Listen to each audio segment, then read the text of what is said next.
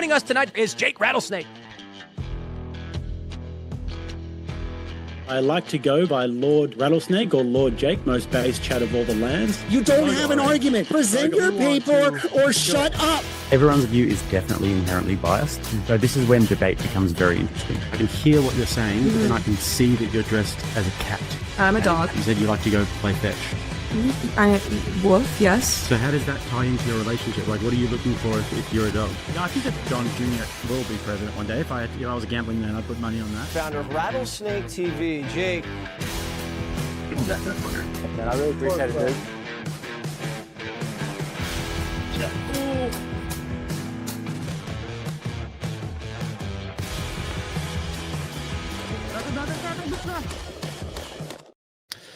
Ladies and gentlemen, welcome back to another Rattlesnake TV debate night. We have got a fantastic one for you today. We have got Andrew Wilson versus Zoltan Istvan.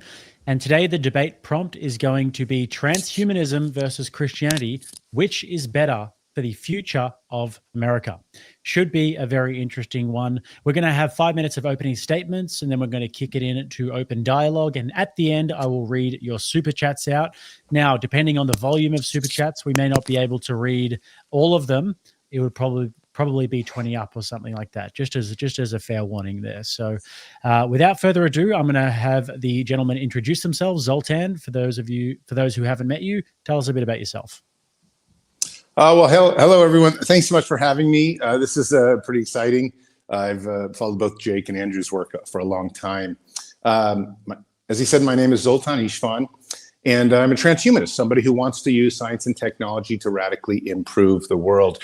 Another important fact of what's going on in my life right now is I'm running for California governor as a Democrat. However, don't let that scare you. I was also the endorsed libertarian candidate back in 2018 for California governor. So I'm not a true hardcore left-leaning progressive in any sense of that term. But I'm here actually to discuss transhumanism as it might apply to Christianity. And let's be honest, just quickly, Zoltan, this is just a little introduction, and then we'll get into the opening statements. Just a little introduction. Great. Yeah. Well, I gave Andrew, it already, and I'm ready to let you guys take it off, and then I'll go into my 5-minute speech. Cool. Andrew, just for those of you who haven't met Andrew. Yeah, my name is Andrew Wilson. I'm the host of The Crucible. It's a very popular entertainment channel on YouTube and other platforms. I'm a political analyst, a political satirist, and I engage in debates with people from all over the world. And I've been doing that for years. I'm happy that Mr. Istvan, is that how I say that? Istvan? That's perfect.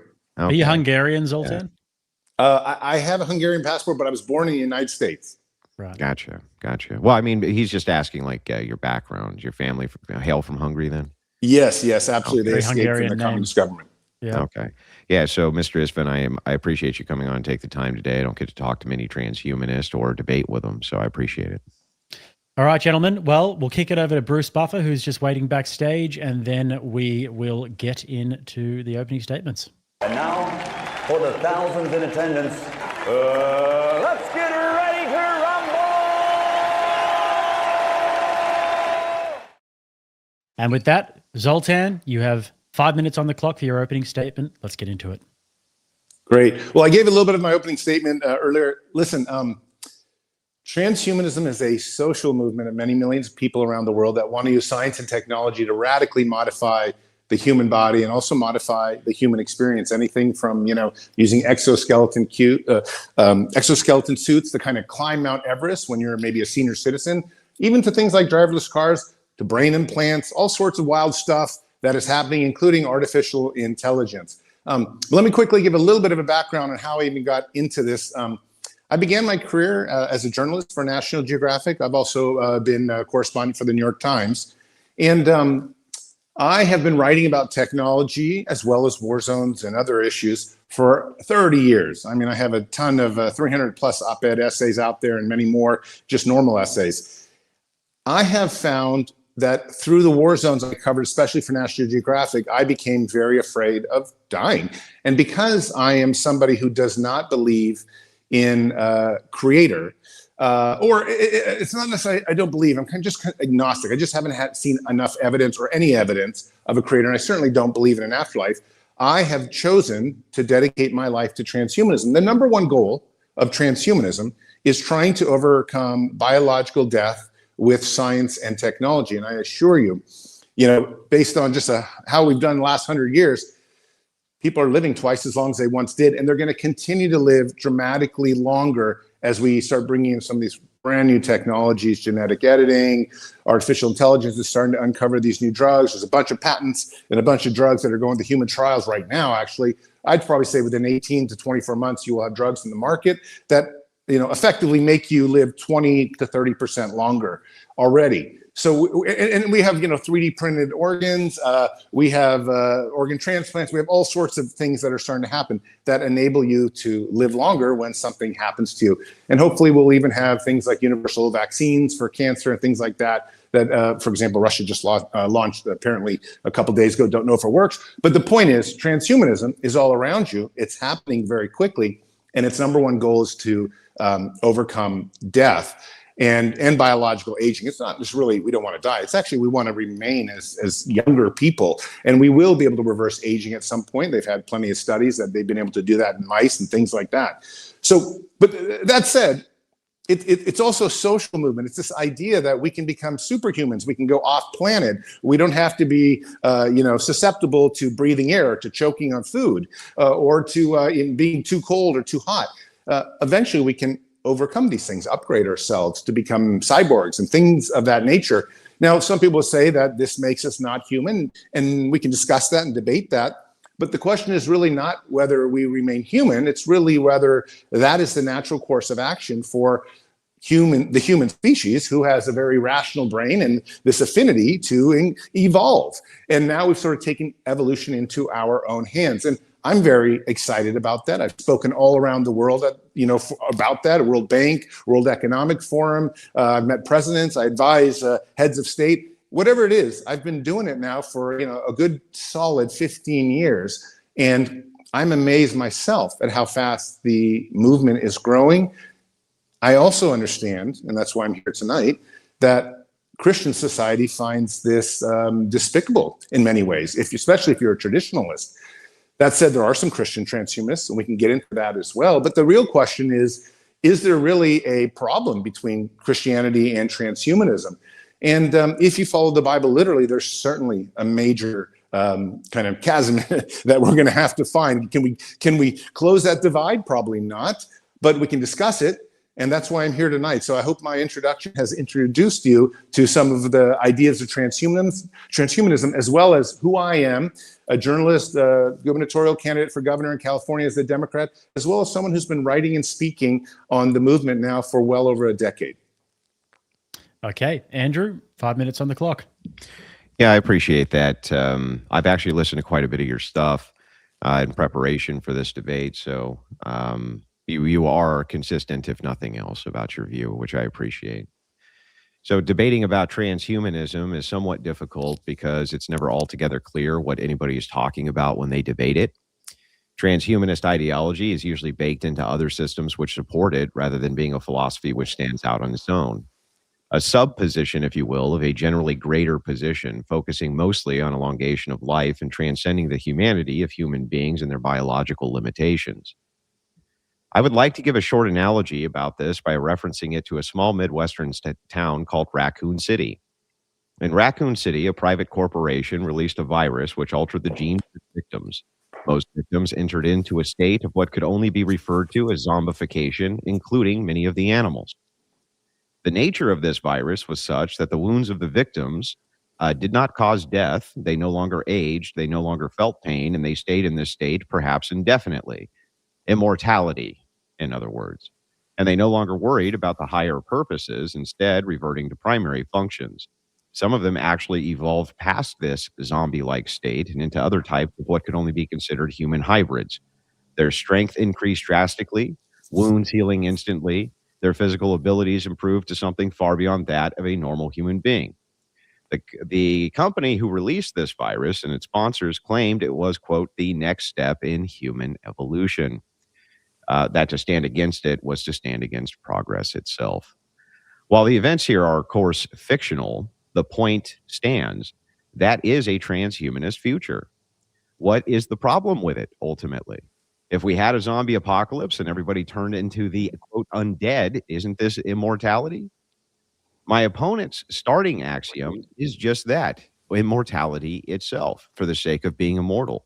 He doesn't really tell us the reasoning behind the grounding of this axiom or its ultimate purpose, only that he fears death. And therefore, this axiom has become his primary edict. I share some of the frustrations that Zoltan has. I fully understand that Christianity can be weaponized against scientific progression in society, sometimes for good and sometimes for not so good purposes. So that Zoltan understands I'm not against scientific progression in society, though I do think it needs to be done responsibly, and I am certainly in favor of life-extending technologies and life-saving technologies. An engineer by trade, though not degree, I have a love of technology myself, especially machinery. Let us take firearms, for instance, as an example here. If my axiom was just firearms, it wouldn't make much sense, would it? A firearm is just a simple machine. It doesn't need to ever be used to kill, but that is its primary function. My worldview allows for defensive killing in defense of yourself and for others. So the axiom isn't ever firearm itself, right? That wouldn't make any sense. It's defense against the aggression of evil. That is good. That would be the axiom we'd be working with there. And firearms themselves are neither good nor evil, just technology which can be used for good or evil, which is where we get into the worldview justification and how it is that inside of Zoltan's worldview of transhumanism, things will get, quote, better than that of a society which uses Christian ethics as a guiding stone in the United States. I would argue immediately, of course, transgender ideology goes hand in hand with transhumanist ideology, a technology designed to remove biological sexual limitations in order to progress towards transcending your base human limitations. It is definitely, or has definitely, not made America better, Zoltan.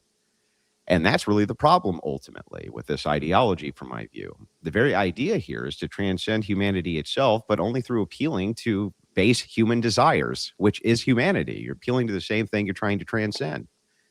Zoltan seems to understand some of his ethical system, or some other ethical system, is needed to complement his axiom of immortality, as he is a big believer in spiritualism. But this is a vague concept and ultimately meaningless.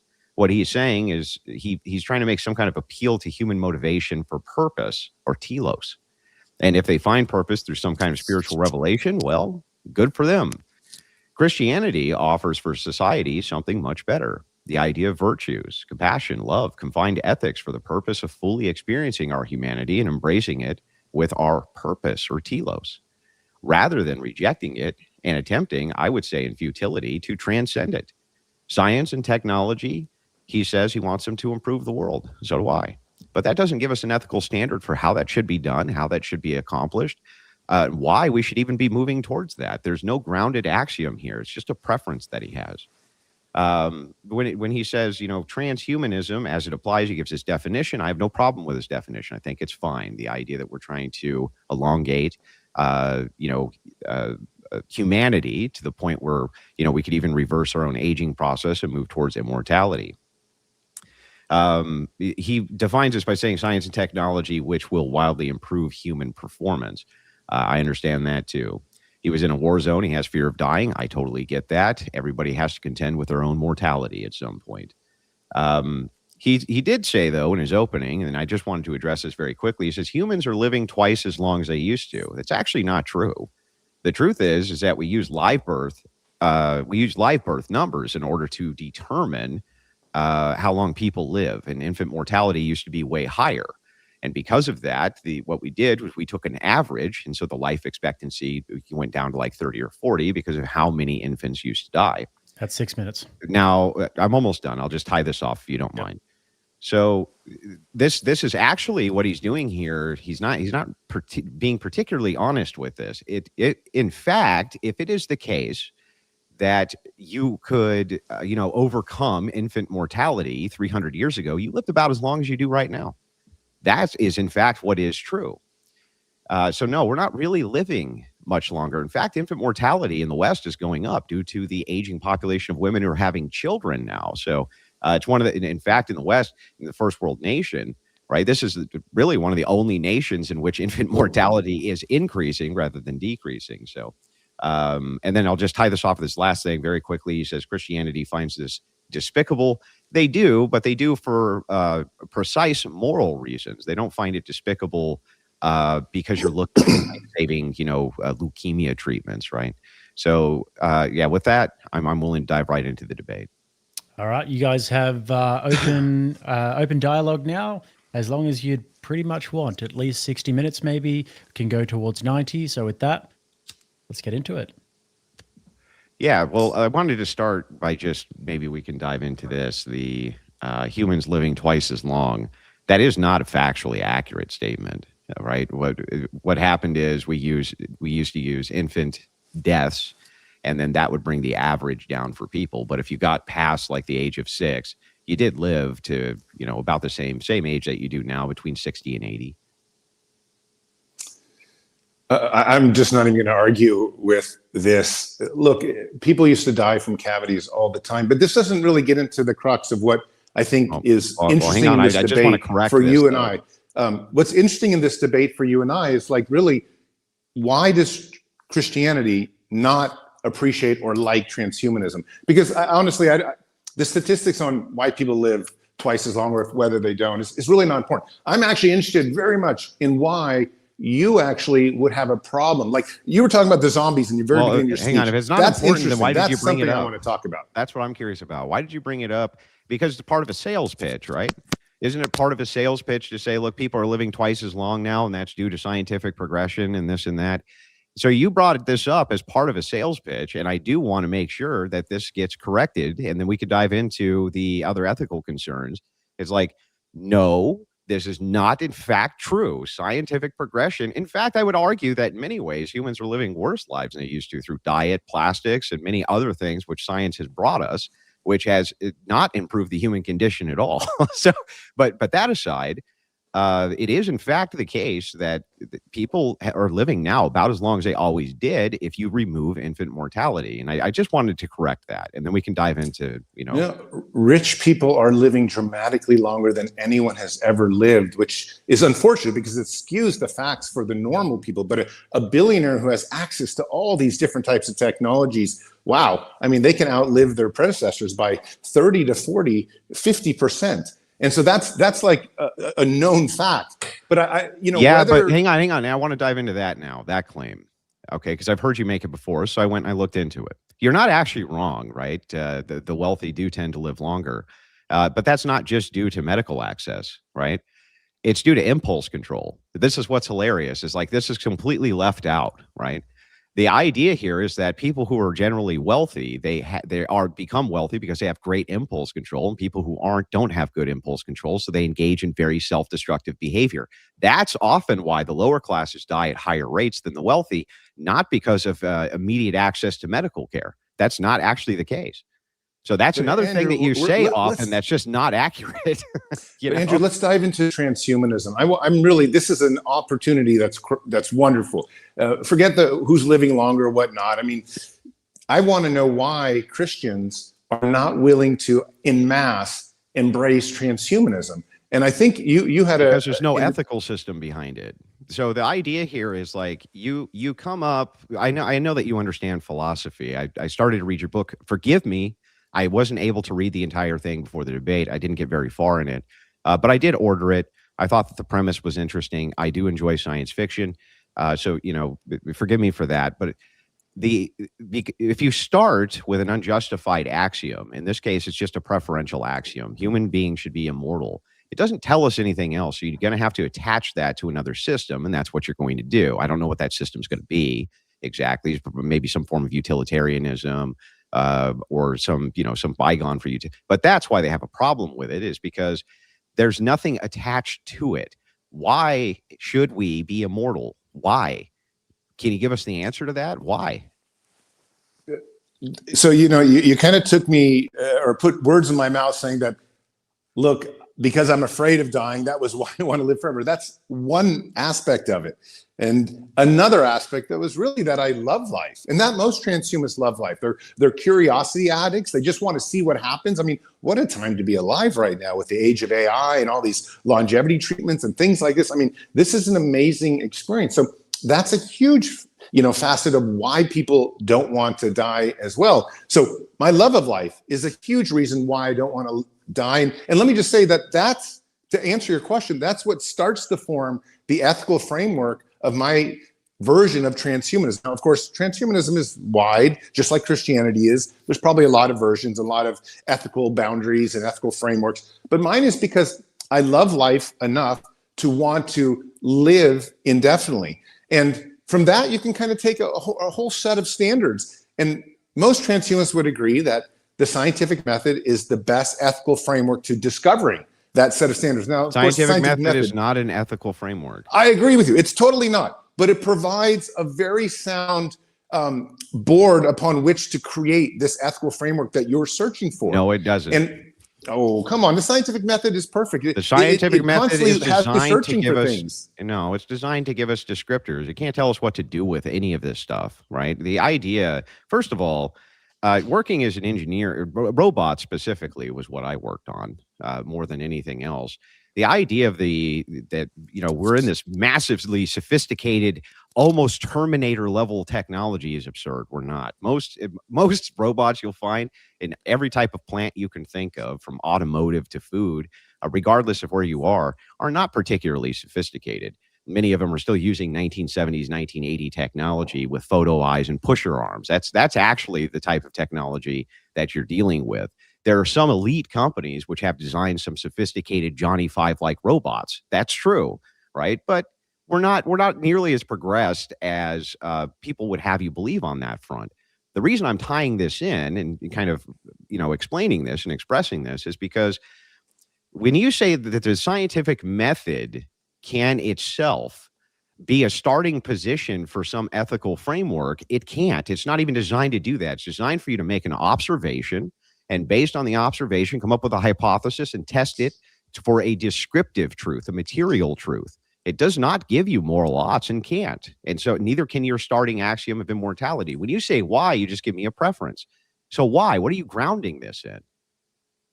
Well, I already told you, it's my love of life as well as my fear of death. Those are the two things that are kind of pushing me forward. And so it's not that it's not that scientific method is this kind of like framework.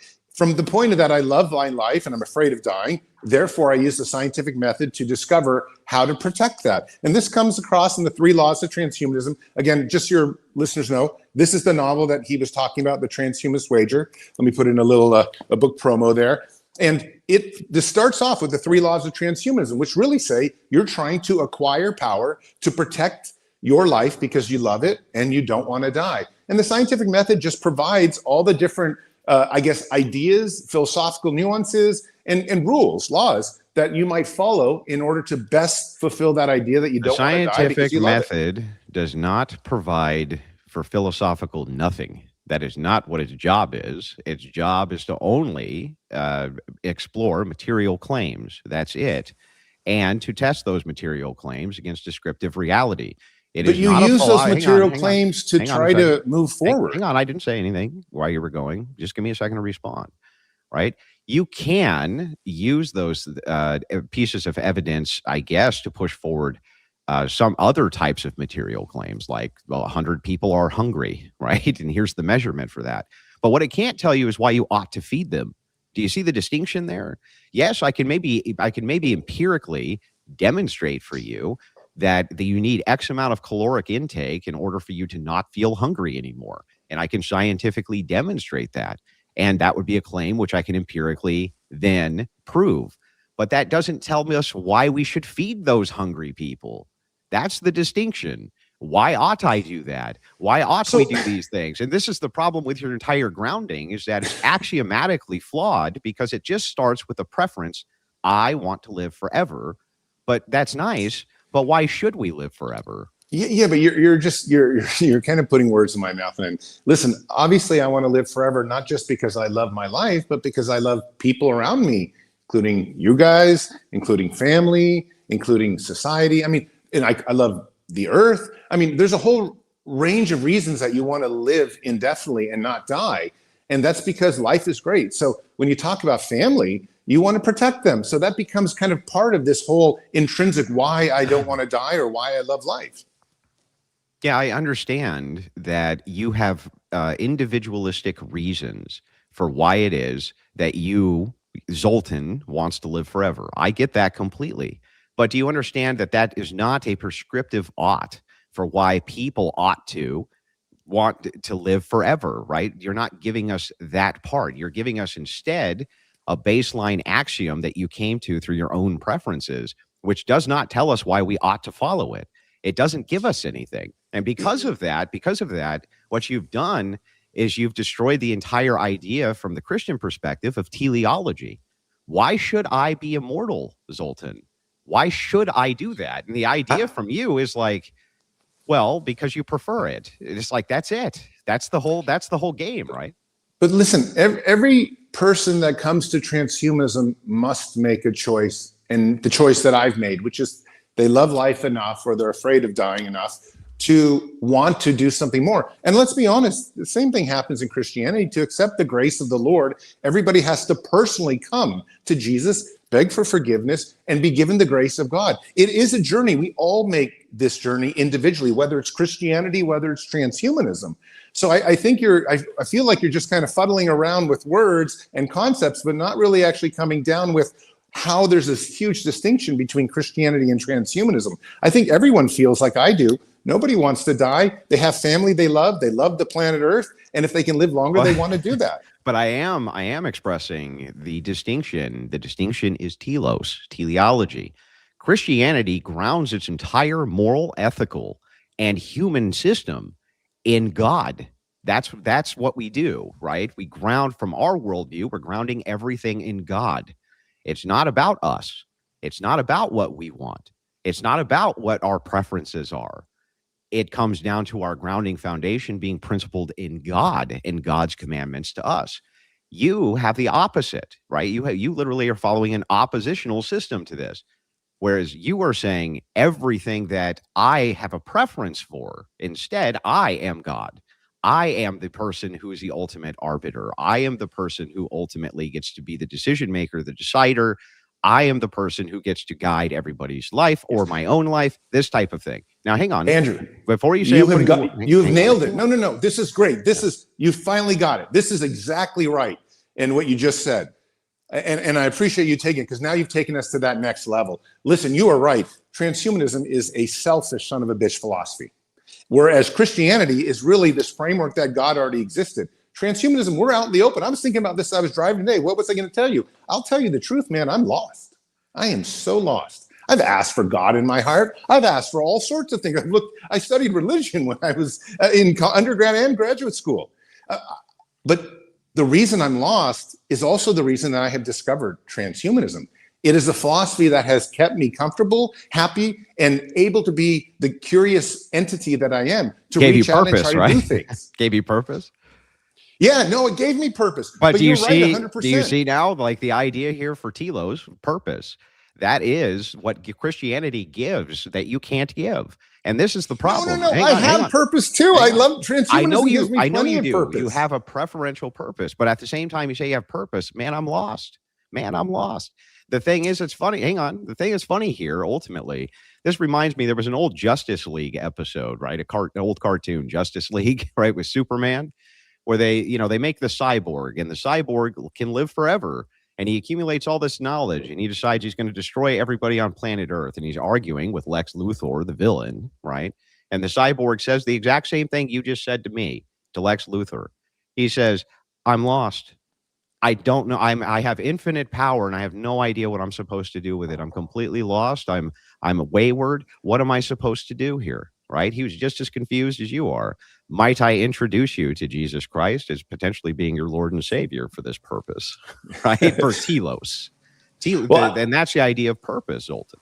That's why America needs Christianity. I thought you would introduce me. But I think that the reality is that I have searched, I have asked for God in my heart in all these things. I was raised a Catholic. So, I mean, I was been around this forever, but it hasn't happened. So for me, who doesn't want to die because I love life and because I'm scared of dying, I found transhumanism as the best philosophy that I could find to get me off this planet into the stars and trying brand new things, creating artificial intelligence, maybe going back to your zombie things where we become different hybrid animals. That's all great. The Star Wars era, the Star Trek era, this is what transhumanism is about. And yes, it doesn't have this teleological foundation that you create, that you say you have with God, which is great. You have it, but transhumanists don't. So we have to create that. And I don't think it lessens the purpose in any way. I think purpose is something that we feel inside. But I think it's interesting you bring up like Star Trek and Star Wars, right? Both science fiction, where you've conquered all sorts of human conditionals, and yet the entirety of these sagas are conflict oriented and conflict based around worldviews and ideology.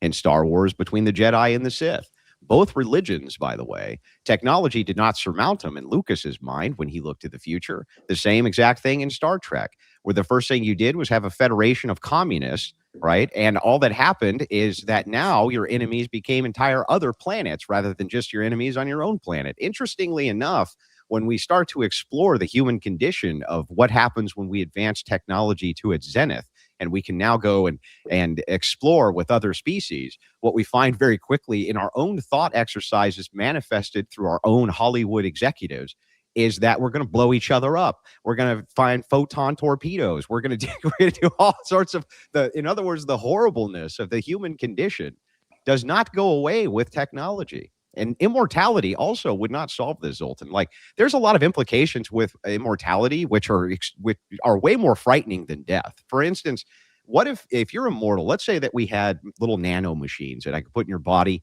that instantly they keep you not only aged, right, properly, but they also, are able to synthesize some type of product which they inject into you, which takes care of, almost all of your material needs, your water, your health, things like this. Now, of course, this is technology we're very, very far away from if we ever get to it. But it would perpetually keep you alive forever. And let's say you pissed me off one day. So what I did was I took a 55-gallon drum and I stuffed you into it, and then I sealed the top and welded it and buried you 500 feet into the ground. Does that sound like a condition that you would want, or would you prefer death then? Would you prefer death or over the idea that you would be sealed in a 55-gallon drum and buried 500 feet down for eternity, essentially? No, many transhumanists would say like some type of slavery as you're describing, or eternal pain, is definitely worth non-existence. But I want to go back to purpose, because what you said was really, really interesting. You have an innate purpose because God already exists, according to you. And transhumanists do not. They have to create their purpose. And I would argue that creating your purpose in the end makes purpose more justifiable, more grandiose, better than the purpose that you have, because God already existed. I like the idea of being an inventor and creating my own purpose. Yeah, that's great. But do you realize how this is actually self-refuting? If it really just comes down to the idea of sex of the population having a preference to do X thing, in this case, your preference is that you follow transhumanist ideology because you want to live forever or upload your mind into a data machine or whatever it is that you want to do. The specifics, I don't think, matter quite as much. But if that's the case, then don't you understand that I can make the same appeal, that I could just appeal to the preferences of the masses and say, well, you know what? We don't prefer transhumanism, so therefore the ideology is wrong. The ideology must be wrong if it's the case that all we're doing is using individualistic preferences in order to come to the ideology to begin with. If the entire starting axiom base is Zoltan's preference is that he lives forever, and everybody else's preference is that they do not, right? What makes your preference superior to their own? Can you tell me that? Well, what worries me about... Hang on. I want to be specific with this question. I want to be very specific because I want you to answer the question I'm asking instead of not answering the question I'm asking. If it comes down to the idea of Zoltan's preference versus everybody else's preference, they don't want to be transhumanist and you do. Why are they wrong? That's the question that I want an answer to. Why are they wrong and you're right? Oh, God, they're definitely not wrong. I mean, listen, I come from a libertarian background, so I think everybody is going to be right in their individualistic idea. And I worry that Christianity is a totalitarian regime. I mean, that's really what happens with Christianity is nobody has any say in the matter. It's just been put here, and your purpose is whatever God says. We all live in a giant dictatorship. At least me, I say, honestly, I'm lost. I'm searching. I'm trying to do my best, but at least I have my freedoms. Yeah, this is really funny because you're right. We were able to pull out of this actually what is going on, which is a rebellion to Christianity, which you believe is an oppressive and authoritarian religion and an oppressive and authoritarian regime. Interestingly enough, the idea that we would march towards technocracy with I use this word tongue in cheek because I thought it was funny. I was listening to a debate that you had where the guy called you a technophile. I had never heard that word. I just thought it was kind of humorous, right? But inside of the idea of a technocracy, you're definitely not immune from any sort of dictatorship or authoritarianism. In fact, it makes it easier. Facial recognition, CCTV cameras, which you find in a much more agnostic Britain rather than an English Britain or a Christian Britain. Remember in Britain, right, under Christian ethics, when most of the country followed Christianity, it was far less oppressive than it is now when it's more agnostic. Right. And you have CCTV cameras everywhere. You're not allowed to own a gun. You're not allowed to do any of these things. Christianity is not the oppressing factor here. It appears to me that the agnostic technocrats who are following more the model of Zoltan Istvan are the ones who are causing more of the problems of freedom than Christians. In fact, Christians here in the United States, we're focusing on that. What do they say? They want you to be able to own firearms. Zoltan Istvan, do you want people to be allowed to own firearms, whatever they want?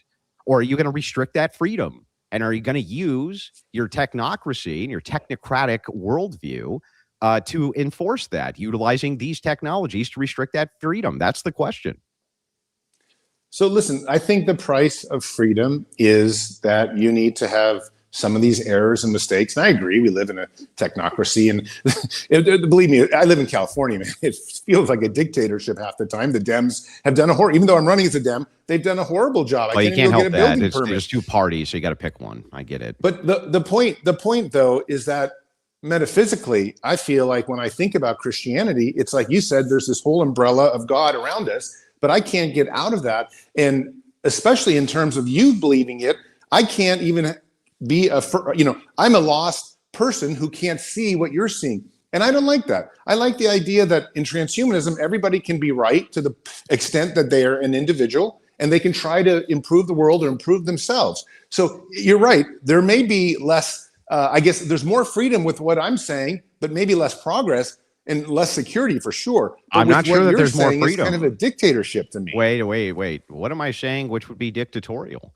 You have to remember that under my view, right? What did Christians actually bring us? Isn't it the same thing that you always appeal to? In the essence of freedom, it was Christians who claimed that God gave man.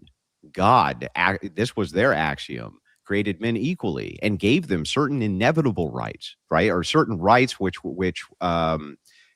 beyond dispute. Right in the Declaration where they declared their own independence, this was the case. Now, you can argue that some of them were deists, and I would agree with you. But the founders, right, there was tens of thousands of contributors to this. Most of them were Christians. They gave you the most freeing doctrine under your worldview that anybody ever has. No technocrat has ever done anything like that. Nothing like that. No transhumanist has ever done anything like that and affirmed these types of freedoms as being institutionally based. A right to speak your mind, for instance. A right to own a gun. A right to not have your privacy invaded.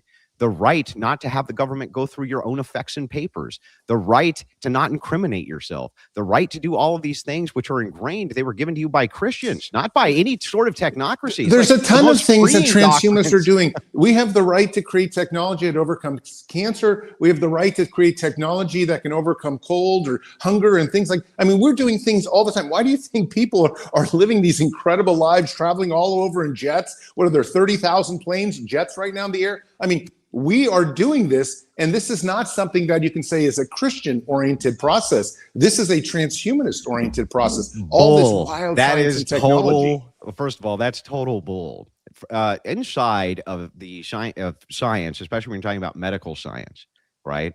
You have to have guiding ethical principles for this, or you end up with things like eugenics. You end up with these kind of horrible processes where you could begin to do mass experimentation on groups of people that you don't like. You can't tell me that would curtail scientific progress, because it wouldn't. It would accelerate it drastically if we practiced unethical science. And you know that that's the case. Where do they draw these ethics from for not being able to do these horrific experiments on people for the purpose of scientific progress. Science can't make the claim not to. Its purpose is not to do that. Science itself cannot claim that you can't do unethical experimentation to achieve your technocratic future. That's Christian ethics you're drawing from, sir. That's Abrahamic ethics that you're drawing from for the purpose of what ethics keep this confined, what puts the guardrails on it, in other words, right? You have no oughts to give anybody for what guardrails should be there from science, except preferences that you have informed by my religious worldview.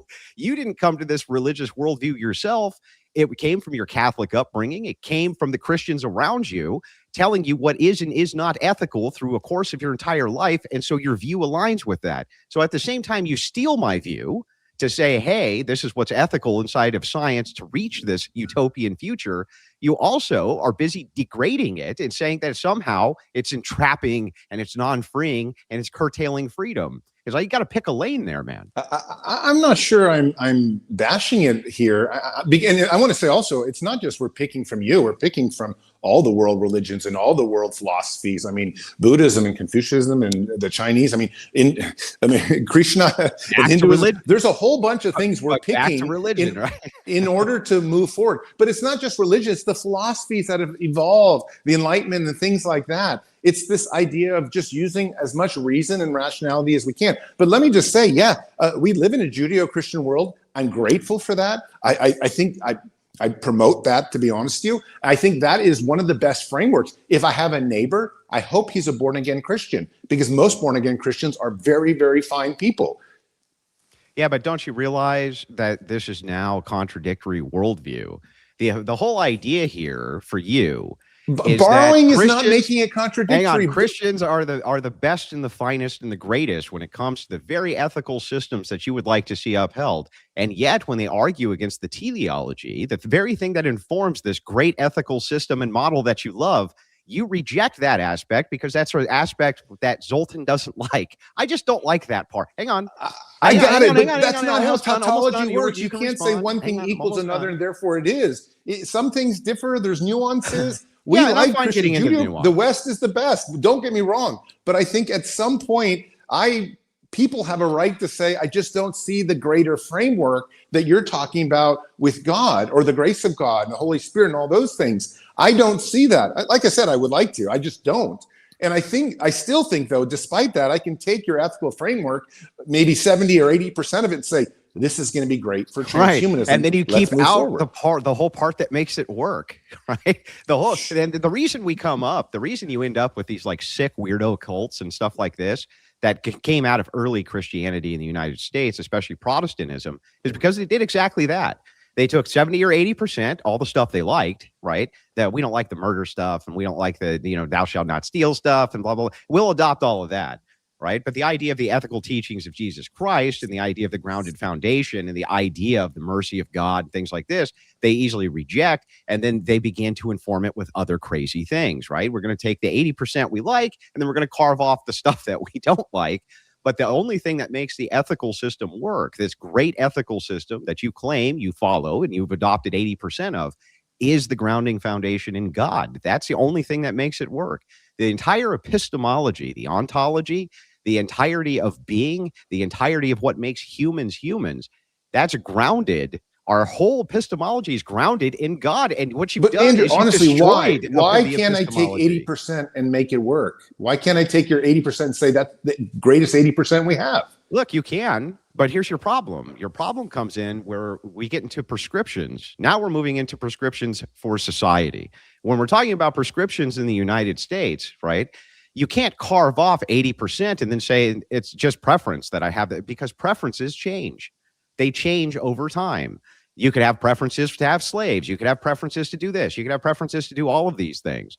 The thing that makes Christian ethics so much more superior to everything else that you're going to find is that the ethical standards are unchanging. That's the whole designation of them. They are unchanging throughout the ages. That's the Andrew, whole point. This isn't working for me philosophically. Like, you're not making an argument that I can actually follow. I think I can take your 80% and use it and just say, this is great. Thank you for the Judeo-Christian framework. Yeah, I get that. Nobody's arguing that.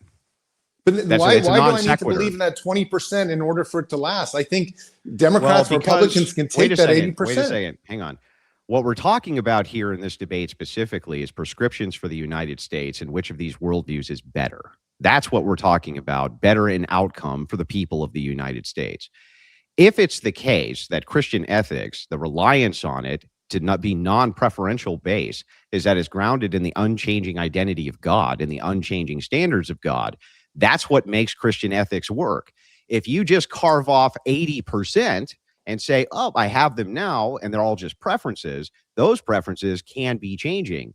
They're not unchanging. So if that's the case, you apply those standards right now because you like them so much, right? You have to concede that preferences change over time. If your preference is going to change over time, what's the point of carving off to say it's going to change, right? It's going to change in 20 Andrew, years. I used the scientific method to approve 80% of that Christian ideology. It worked, and I'm moving forward. And now if we change, and I agree with you, we might become robots. And should robots have rights? We might become cyborgs. Should cyborgs live forever? Should we change ourselves entirely, not give birth anymore, go off planet? Maybe we're going to need a new set of rules, and then the scientific method will inform that. But the point is, right now, the 80% of the Christian doctrine I've taken, the Judeo-Christian framework that we all live by, has been very effective. And I think the scientific method has shown that to be the case. But it's okay that we might lose to 60% or 40% and maybe even entirely leave the doctrine of Christianity behind here in 1,000 years when we become something else completely non-human. That's okay for me. I mean, I'm fine with that. Yeah, but do you understand again that all you're doing is giving me a sequence of emotional states and preferences? This is not an argument to begin with. The entirety of what you're saying here is that I have an emotional state in my head and a preference for this thing, not any ought for why anybody ought to follow this thing. And when you're talking about prescriptively, it's a disaster anyway. We could just talk specifically about prescriptions here in society. The technocratic future, which was promised to us, is not great. We're using technologies for all sorts of unethical things, often driven by people who share your worldview and not by mine. A great example of this is transgender ideology. The idea of being able to transcend your sexuality, I'm guessing you don't have a problem with. That would be part of a transhumanist future if a person chooses to do that. And yet what happens with this unethical science? They start mutilating children, right? They start moving into the indoctrination to mutilate children. They move into the indoctrination of being able to mutilate men, women, things like this. And the reason that this 80% doesn't work is because you adopt the 80% that you like. And then what about that other 20% that says you can't do that? What about that other 20% that says, hey, when we have marriage, it needs to mean something. You can't have homosexual marriage, for instance, right? There has to be meaning there. There has to be something in the institution that grounds it in something higher than yourself to make this work. These are all things that transhumanists would have to necessarily be against. They're trying to transcend these very limitations, which are put on as guardrails and bumpers for the social for socially society to work at all. If I had been living under the things you're talking about, we would still be living in teepees. How? I mean, there has to be some progress. No, we wouldn't. Yes, No, we we wouldn't. would. You'd be living in this Christian dictatorship where you can't actually move too far forward. What moves things forward is having these ability to do all these wild things. Now, don't get me wrong. Some things I don't believe in at all. I mean, some things are like, when it comes to transgender children, I'm completely not for that. I've never been for that. I've publicly been against that the whole time. Now, if an adult, maybe a 25-year-old wants to do something to their body, change their sex, that's fine for them to do it. But I think there are some things that people should be able to do and not be within your framework. And that's what evolves us. That's what moves us forward. A changing standard, a changing ethical standard. And because of that, you end up with absolute chaos. And here's the thing that's so funny about this, right? You made a bold claim there, which is ridiculous. We'd be living under a Christian dictatorship. Sir, we've had Christian monarchs for most of human history, at least known human history, during the biggest technological advances that we had since the Industrial Revolution, right? You claim that there's some kind of sort of anti-progress with Christianity when you clearly know that the historic standard is that there's been tons of progress under Christian ethical leadership all over the world for years and years and years, thousands of years, in fact.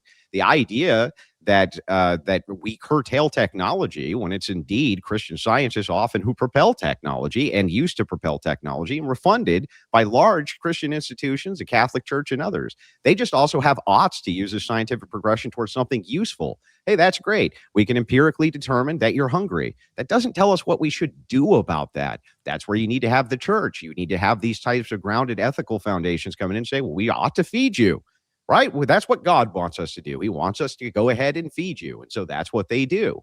They're able to make these societal prescriptions. You can't even decide whether or not, men can be women and women can be men. It's you create chaos inside of the very ethos of stability. We can decide that men can be women and women can be men. It just happens to be that we need to take that 20% that we don't agree with and go out into the world with that and start experimenting, start evolving. No, they can't. Understand why we can't have this framework you're talking about. Men can't be women, and women can't. Oh, of course they can be men. That you can totally change DNA, and we're all good. There's going to be all sorts of possibilities here within 5 or 10 years. Sir, let me ask you something.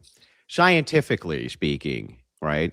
If a man puts on a wig and cuts off his penis and declares himself a woman, is he?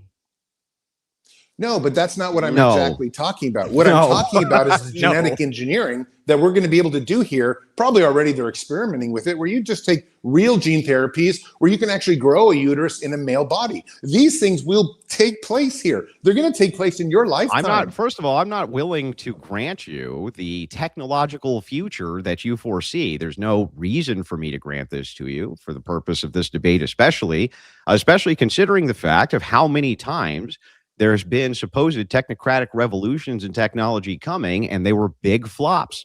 Right now, I should be in a flying car with all digital currency, and my Bitcoin should be worth $1 billion. But guess what? You can be. There are flying cars, and there's digital currencies that can buy you anything these days. No, here's the truth. The truth is that these technologies are not so nearly advanced as we've been led to believe. We don't have self-driving vehicles because we can't make machines smart enough to self-drive. They can't make decisions the way that they should. They can't tell whether or not they should swerve left at the right time. I just want to say, do you think that a male within a 100-year time frame will be able to grow a uterus in themselves and give birth? Do you think that will scientifically happen? I think that you may be able to make genetic modifications to a person where they can have a uterus inside of them, but that doesn't mean that they'll be able to birth children because of it. It will end up being something more akin to a cosmetic defect, or a cosmetic thing. For instance, in nature itself, there are things called chimeras, human beings who are chimeras. Chimera being a person who has two primary sex organs, male and female sex organs. Interestingly enough, though, the reason we know sex is a binary biologically is because of chimeras. Only one of those reproductive pathways is ever actually viable, meaning a chimera can't have sex with themselves, impregnate themselves, and have children with themselves. It's not possible to do. You're bringing up animals in the 21st century. No, I'm talking about humans. It doesn't even work. That's humans. Human chimeras. So the thing is like biologically, only one reproductive pathway is viable. And that's with males who have uteruses. This idea, so we have biological anomalies we can point to right now where just through freak accidents of biology, we have seen these things occur and they're not reproductively viable. There's no reason for me to assume that technologically we're going to be so advanced that men are going to be able to grow uteruses and have children. We're coming to an age where we're going to print out anything and anyone and any type of thing we want. I mean, literally probably within 20 or 30 years. So we're definitely going to be able to print out something that combines anything and everything. And that's just the fact that everybody that's in genetic editing just sort of has to accept, is that we're coming to an age when you and I will be able to shift things probably within a 24-hour period, maybe within a 2-minute period. And that's because of drugs, DNA, nanotechnology, whatever it is. And I think Christians are going to have to say, okay, you spoke about this in your intro, like the hybrid and zombieism. Okay, this is true. I get it. It has a real negative connotation, but it is coming. I mean, the idea that I can chop off an arm and grow another arm is literally right around the corner. They're already doing it now with teeth. It's not. We're going to grow a second brain, a second head. It's going to be wild. You know what's really funny about this entire ideology? I've heard you make these claims on other shows as well, and then I go and look into them. right? I go in and I actually look into the claims. For instance, regrowth of limbs. You know what the scientific consensus is on the time frame for regrowth of limbs? Somewhere around 400 years at current state. Right? You can't be serious telling me Yeah, 400 years. Listen, AI is about to be I'm super serious. intelligence in 18 months. Yeah, see, this and is it's going to another be able to claim. figure out everything Yeah. very quickly. 18 months. This is another fun claim. I want to tell you that 18 months ago, this claim was being made. Did you know that? And by the way, 18 months before that, the same claim was being made. And you know who was making it? You, sir. You, I sir. can't believe 18 you're months talking ago. Hang about on, these hang on, things. sir. I want to point this out, right? Maybe I can grab the clip real quick. 18 months ago, you were on a show saying in 18 months, AI is going to take over the world, essentially. Same thing you're claiming right now. You were claiming the same thing 18 months ago. I didn't say it's going to take over the world. Hang on, sir, hang on. The same claim you just made that AI is going to be so advanced, it's going to be able to take over all aspects of life. We're only 18 months away. You said it 18 months ago, right? And so here we are, 18 months I later. didn't say that. I probably said there would be AGI. And what happened last week? Japan announced that they had already achieved AGI. And now I'm saying within 18 months, we'll probably start reaching levels of early superintelligence, maybe 24 months. And I got to be honest, I'm not saying this because I just say it. I'm saying this because I met the OpenAI engineers who pulled me in a corner and were like, listen, we are much closer. We're starting to buy bunkers. We're starting to do things because we're afraid ourselves. And the claim that I made, I'm not sure which one it was about AGI, which is the equivalent of artificial intelligence to humans. And yes, that has been reached in the last few months, no matter how. Yeah, I'm aware of the distinction between true artificial intelligence and AGI. The idea here is you have enough open nodes that you can't tell the difference, right? It basically replicates, for all intents and purposes, what you would consider artificial intelligence to be. I get that. By the way, we're not there either. And the computing power that would be required to utilize AGI right now, currently, the scientific consensus is there's not enough energy on planet Earth to hold enough nodes in order to have AGI replicate the same intelligence as a human being with all the nodes which would be required. And so the thing is like this is mental masturbation futurism. The idea Andrew, here, hang on, what you're saying is a lie. It's just not true. It is true. We have Where plenty is enough it being energy for served? multiple AGIs. I mean, this is crazy. We have enough for a million AGIs on planet Earth. There's plenty enough power. No. That's not what I said. Andrew, they're working on AGI and Microsoft and Google and very clear on the OpenAI. claim.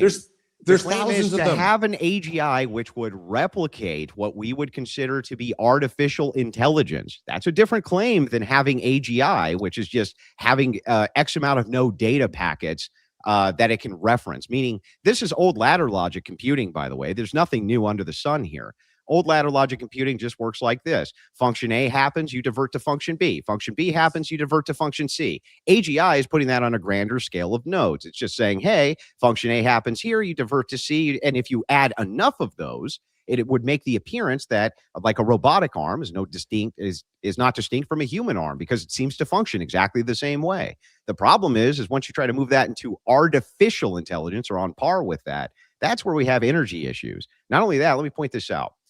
All of this stuff, this futurism that you're talking about right now, does not contend in any way, shape, or form, even if the technology was there, for how it would make the United States better. I've seen what technocrats do with this stuff, Andrew, and it's not great. Listen, Andrew, I'm the expert on this. If we talk politics, I think I listen to some of your debates. You actually you know a lot more about the Constitution than me and this, that. But this is my field. These are the people that I deal with in Silicon Valley. What did I get wrong about AGI? I'm telling you, you're wrong. It's like, well, what did I get wrong about AGI specifically? And if I was going to give one piece of advice to a lot of your people, I'd say start buying land, start buying cabins in the woods, because this thing is about to get crazy really quickly. And let me just say also that this is one of the problems with transhumanism right now is we've all been gung-ho on AI only to pull back about 18 or 24 months ago and say, wait a sec.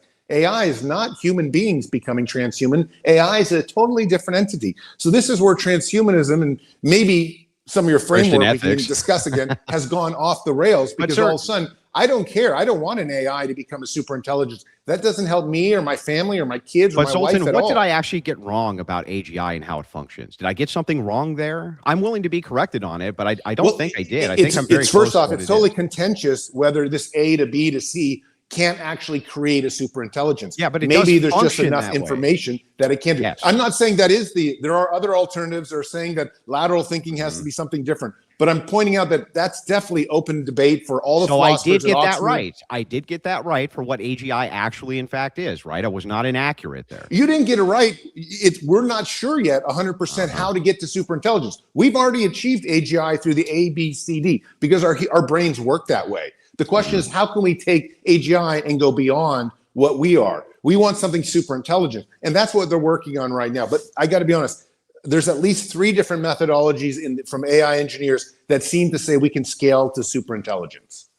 Yeah, I've heard the theories there, but again, what I'm doing, unless you, when I gave you the function, the idea of having like nodes, and then these nodes have X amount of functions, which they can defer to X behavior. In this case, let's just call it behavior. It's not actually that, but behavior A, behavior B, behavior C, behavior D, function A, B, C, D, right? In a ladder logic type of way. Same way a signal light works, right?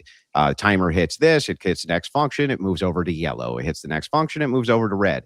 If you had enough of these inside of a web, it would be indistinguishable from how an artificial intelligence would actually function in real time.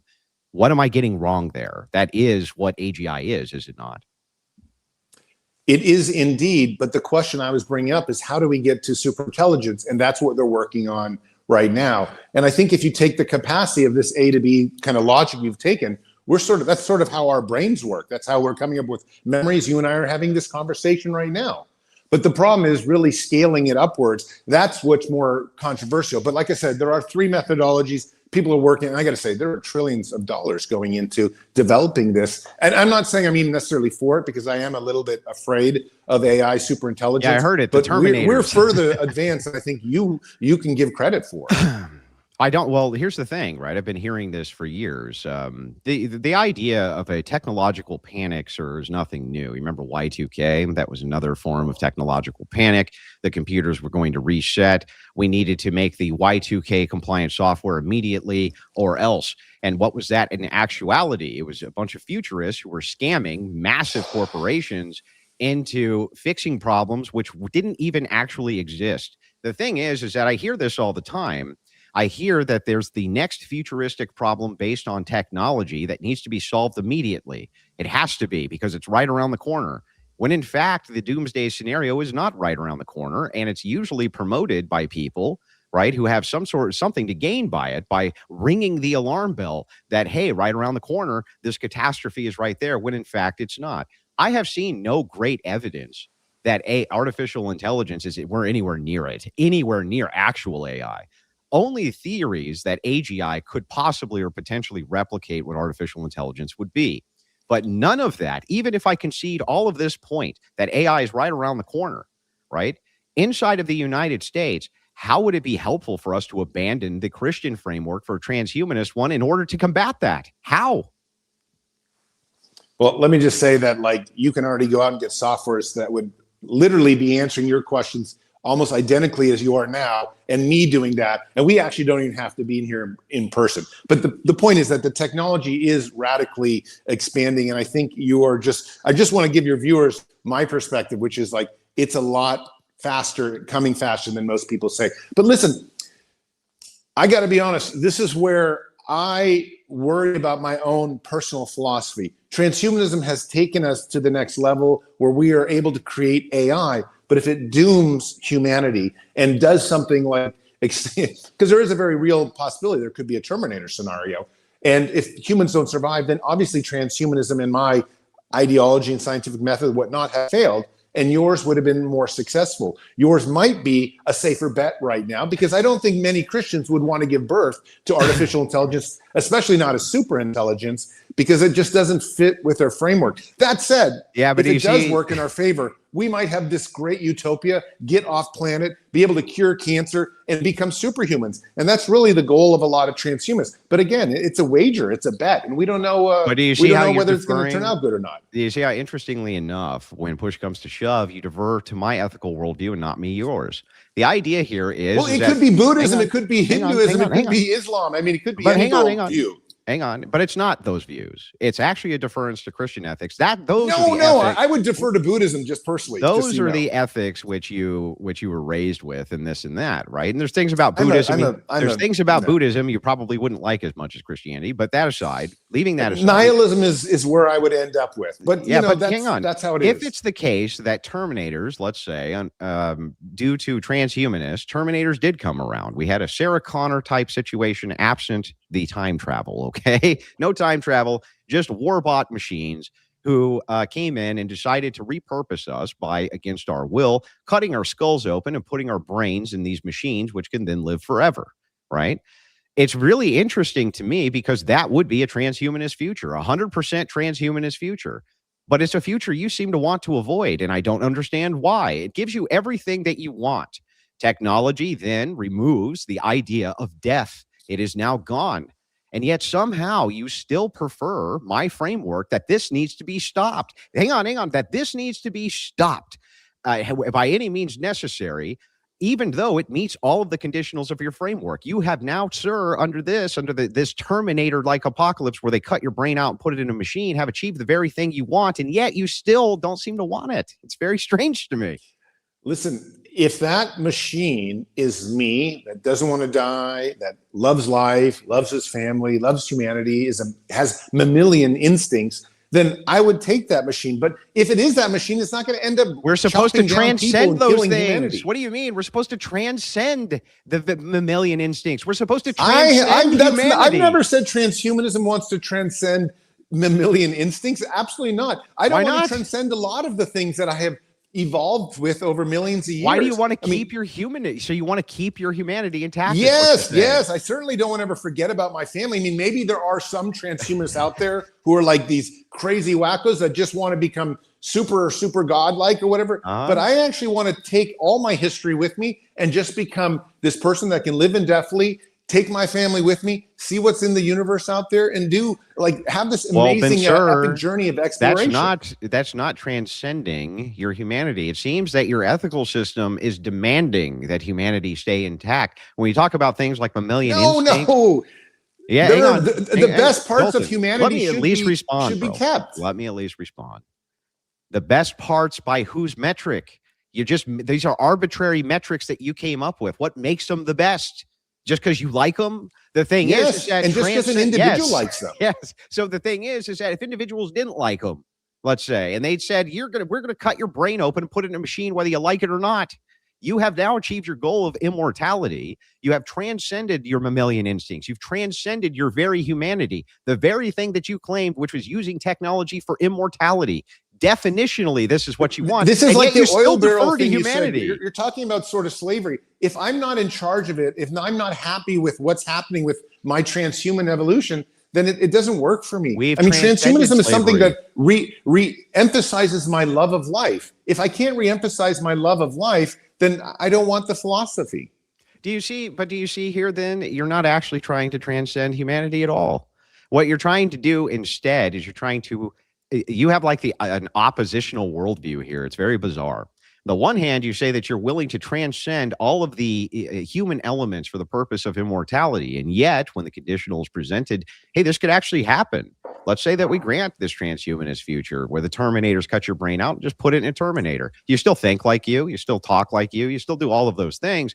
But the things that made you human, those mammalian instincts, these various things that you are attached to emotionally, those are gone, right? You say, no, I don't want to detach from these things. The very core things that ontologically make us human, I don't want to detach from. That is giving us great evidence here that the Christian ethical system is the deference that you use in order to make these claims in society at all. You're deferring to my worldview, never me yours. But I've already said I like 80% of your worldview. I just said it's the 20% that's going to make us evolve and grow. All right, what's the 20% you don't like? I like being a human being. I just think it's time to not necessarily have to eat every night to survive, or not necessarily have to, die of cancer. There are things we can upgrade. And I also want to get off planet. Let's get to the Star Trek. But wait a second. The idea that these are not violations of Christian ethics. What is this 20% of Christian ethics that you don't like? If we had technology that would make it so that you didn't have to eat, so what? You think, how would that violate Christian ethics? Look, what do you mean? I just told you, you have this idea that God gives us purpose, but I actually don't believe in God. Therefore, I don't see that purpose. And this is that 20% that I'm missing. And if not, like I said, if not that I'm not invited into my life, I just don't see it. And because I don't see it, maybe I'm like Thomas putting the finger through the, Jesus' hand. I don't see it. And as long as I don't see it, I'm going to continue with my own methodology, which creates my own purpose. Yeah, but you're not just continuing with your own methodology. You're creating prescriptions for humanity, in this case, the United States, and making the bold claim that transhumanism is a much better future for people than Christianity. And yet any time I look at the way in which you can transcend humanity, you seem to defer right back to the Christian ethic of not doing that. So it seems like the bumpers that Christians put on society with responsible technology and not attempting to play God, not attempting to move into this arena of transcending our humanity. First of all, I just want to let you know, within my worldview, it's not even possible, right? It's not even a logical possibility. I don't even think immortality is a logical possibility from my worldview. So from your worldview, I understand that it is, and I'm trying to contend with that, right? But to me, it's not even logically possible. And when we're talking about prescriptions, especially here in the United States, right, the idea of, moving towards just the axiom of immortality is not helpful prescriptively to any of the social institutions, any of the family institutions you love so much, any of the prescriptive institutions that you like so much. So what is it that you're giving us here? And what is Christianity holding you back from? You can be a transhumanist. Who's saying you can't? Who's saying that you can't? You can go right now and do all sorts of experiments on your own brain and try to find the elixir of life. Nobody cares. No one's trying to stop you. What is Christianity even holding you back from here? Listen, there are plenty of Christian transhumanists out there, just so your audience knows. Look, we think that 20% that we came to is what's really important. That's how somebody like myself and the species itself continues to evolve into something different. And we agree that sometimes when you deviate, that 20% can fail. That 20% can lead you to some terrible things. 20%? What 20%? But that 20% also lifts us up. That's lifted us up from the Enlightenment, from the Dark Ages, from all these other things. We need to evolve off that. We always need to have that opening. And unfortunately, in your worldview, there can be no opening like that. We need to be able to do crazy, wild things as a species in order to evolve. And that's where I come in. What are these crazy things we need to do as a species that violate this supposed 20% of Christianity that you are just demanding society has? What are they? What? Men having babies. Something I know you don't like, but let's go for it. Why can't we do that? But it's not just that. It's why can't we get to the Star Wars era where people have tails? I have a third eye in the back of my head. I have two heads. I mean, whatever it is to be functional from a materialistic point of view on planet Earth and beyond, those are the things transhumanists want to do. I don't want to die. Yeah. So that's going to be my main priority. Well, how can I reverse aging? Yeah, let's start with this. Let's start with the idea of men having children, right? Let's just explore this potential future, right? I don't grant that it's even. And let me just say, I would be one of those men that would like to do it in the future as well. Got it. You want to be a man who has children. I understand. But let us actually explore this. Do you agree with me that men, on average, are much, much stronger than women are biologically? Yes, and they shouldn't be in the women men shouldn't be in women's sports as well. So let me just say that. So we're on the same page. I'm not even going there yet. I just want to try to explore this concept a little bit. So because of that, men generally are the dominant force in society.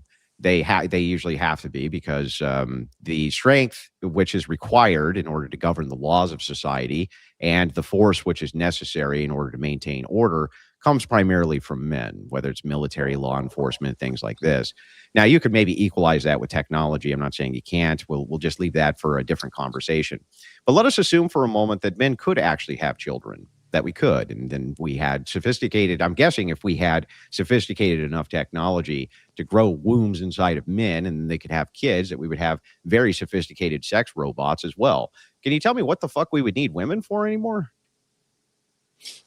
Why do you keep asking why we need them? We want them just because we love them. Why would we want them? For what? Because they're wonderful. What's we wonderful have about them? We have mammalian instincts. We're going to love as many Those people mammalian as we can. instincts. Hang on. If men could have children themselves, You're a complete functionalist. I feel like in the deep Ayn I'm not a Rand kind of complete sense. functionalist. I'm pointing this out. This is a very important truth. In China, they had a one-child policy. Which child was the one that was most likely to die? The male or the female? Yeah, I know. It was the female, right? The reason is because the idea of if you could choose, this is a great social experiment for the human condition, isn't it? The idea here is if you could choose between the stronger sex, who appears to at least be more rational, has less likely to have emotional breakdowns, they're actually just easier to deal with ultimately, and you get more use out of them. And when you move into the selfish nature of humanity, that often is the case, they have to choose between men and women, they choose men. And that's exactly what they did inside of China. It was so bad, in fact, that the extermination protocol was so bad that you ended up with such a lopsided condition of men versus women. They actually ended up having to stop the program because it crippled their birth rates. But here, right, if we were pointing this out, if men could have their own children and you didn't need women for that, and you could have sex robots for our carnal need, why wouldn't that just actually lead to the extinction of the female sex? There's no good reason. Can you give me a single reason why it would be that men would want to have women if they're, I mean, absent what? Some emotional connection? They don't need to have sex with them. They don't need to reproduce with them. They don't need to do anything with them. Why wouldn't women just become second-class citizens? No, just because we like them, we get along with them. And you have to understand, like, I don't actually even Most of see the a world lot we of this don't. male-female stuff. You keep, wanting to designate something. But listen, Andrew, if you had a baby, you had a womb inside you, and you gave birth, I wouldn't necessarily designate you as like a female or male, or you can't have friends with females because they're not functional. Listen, I'm not making I would just any such respect your designation. decision to want to have this child on your own for whatever reasons. And you could still be part of a family. You might just do it because your body loves to do it. I think it's fantastic. But when we're talking about social dynamics, which you seem to be leaving out of this, which is very strange because you have a compelling writing style when you explore characters. I know that you understand human social interactions and how they tend to operate. It is in fact the case that if men could find replication, a robot replication of a woman, which is down to the finest detail, a woman for all intents and purposes, physically, mentally, everything else like this, artificial, sure, right? But makes the sandwich, shuts the mouth, watches the TV, the man can have the kids. Why wouldn't that naturally lead towards males selecting for other males in their own birth form? What would be the incentive of men to select for females if they could give birth themselves? What would be the incentive to do that? It would be like creating a less strong, less rational human being on purpose. Why would they do it? Listen, this is where your framework would say no, not to do this because of the greater God thing that's out there. But transhumanists would say, listen, it's okay if all of a sudden maybe the female entity is not necessary. But the females are going to have their own situation, and they're going to say, now we don't need males. But this is the transhuman future, where people can make these individual choices based on liberty, based on their personal preferences as we move forward and see what we evolve into. And I just don't think we need to be so afraid of that. I'm not afraid of it at all. I think it could be wonderful. And listen, I'm a totally normal guy. I'm a heterosexual guy. I got a wife. I got 2 young daughters. I have a great family life. Everything's perfect. But I can see in 100 or 200 years, maybe something deviates. Maybe I try something completely new. I think that's okay to try something new. I think on planet Earth, as these very sophisticated human beings that might become transhuman entities, we can start looking out there and say, what's next? What can we do? Yeah, listen, the reason I brought up social interactions is because when you're talking about power dynamics between humans, the reason that women are so valuable in society is because of what reasons, sir? What is the primary reason men lay down their lives? Why the women get the lifeboats first?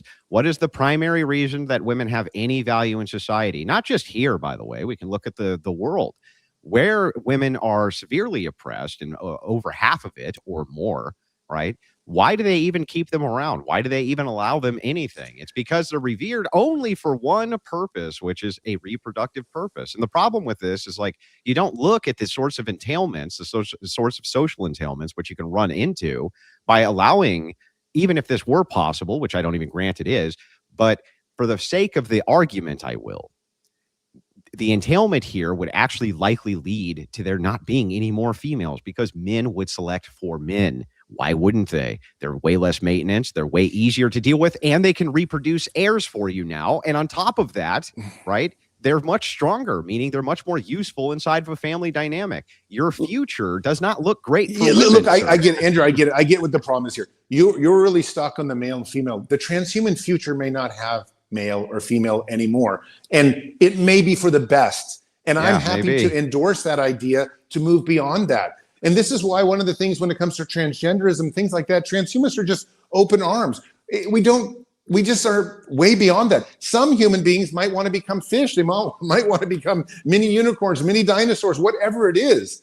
If we have liberty and we have this technology, then we may want to do those things. As long as it's not kind of offending the golden rule of hurting somebody else, then I think it's absolutely okay to move beyond male and females. Can you show me where where has technology assisted with liberty? By the way, I've heard this take from you multiple times. I heard it on InfoWars as well when you were being interviewed there.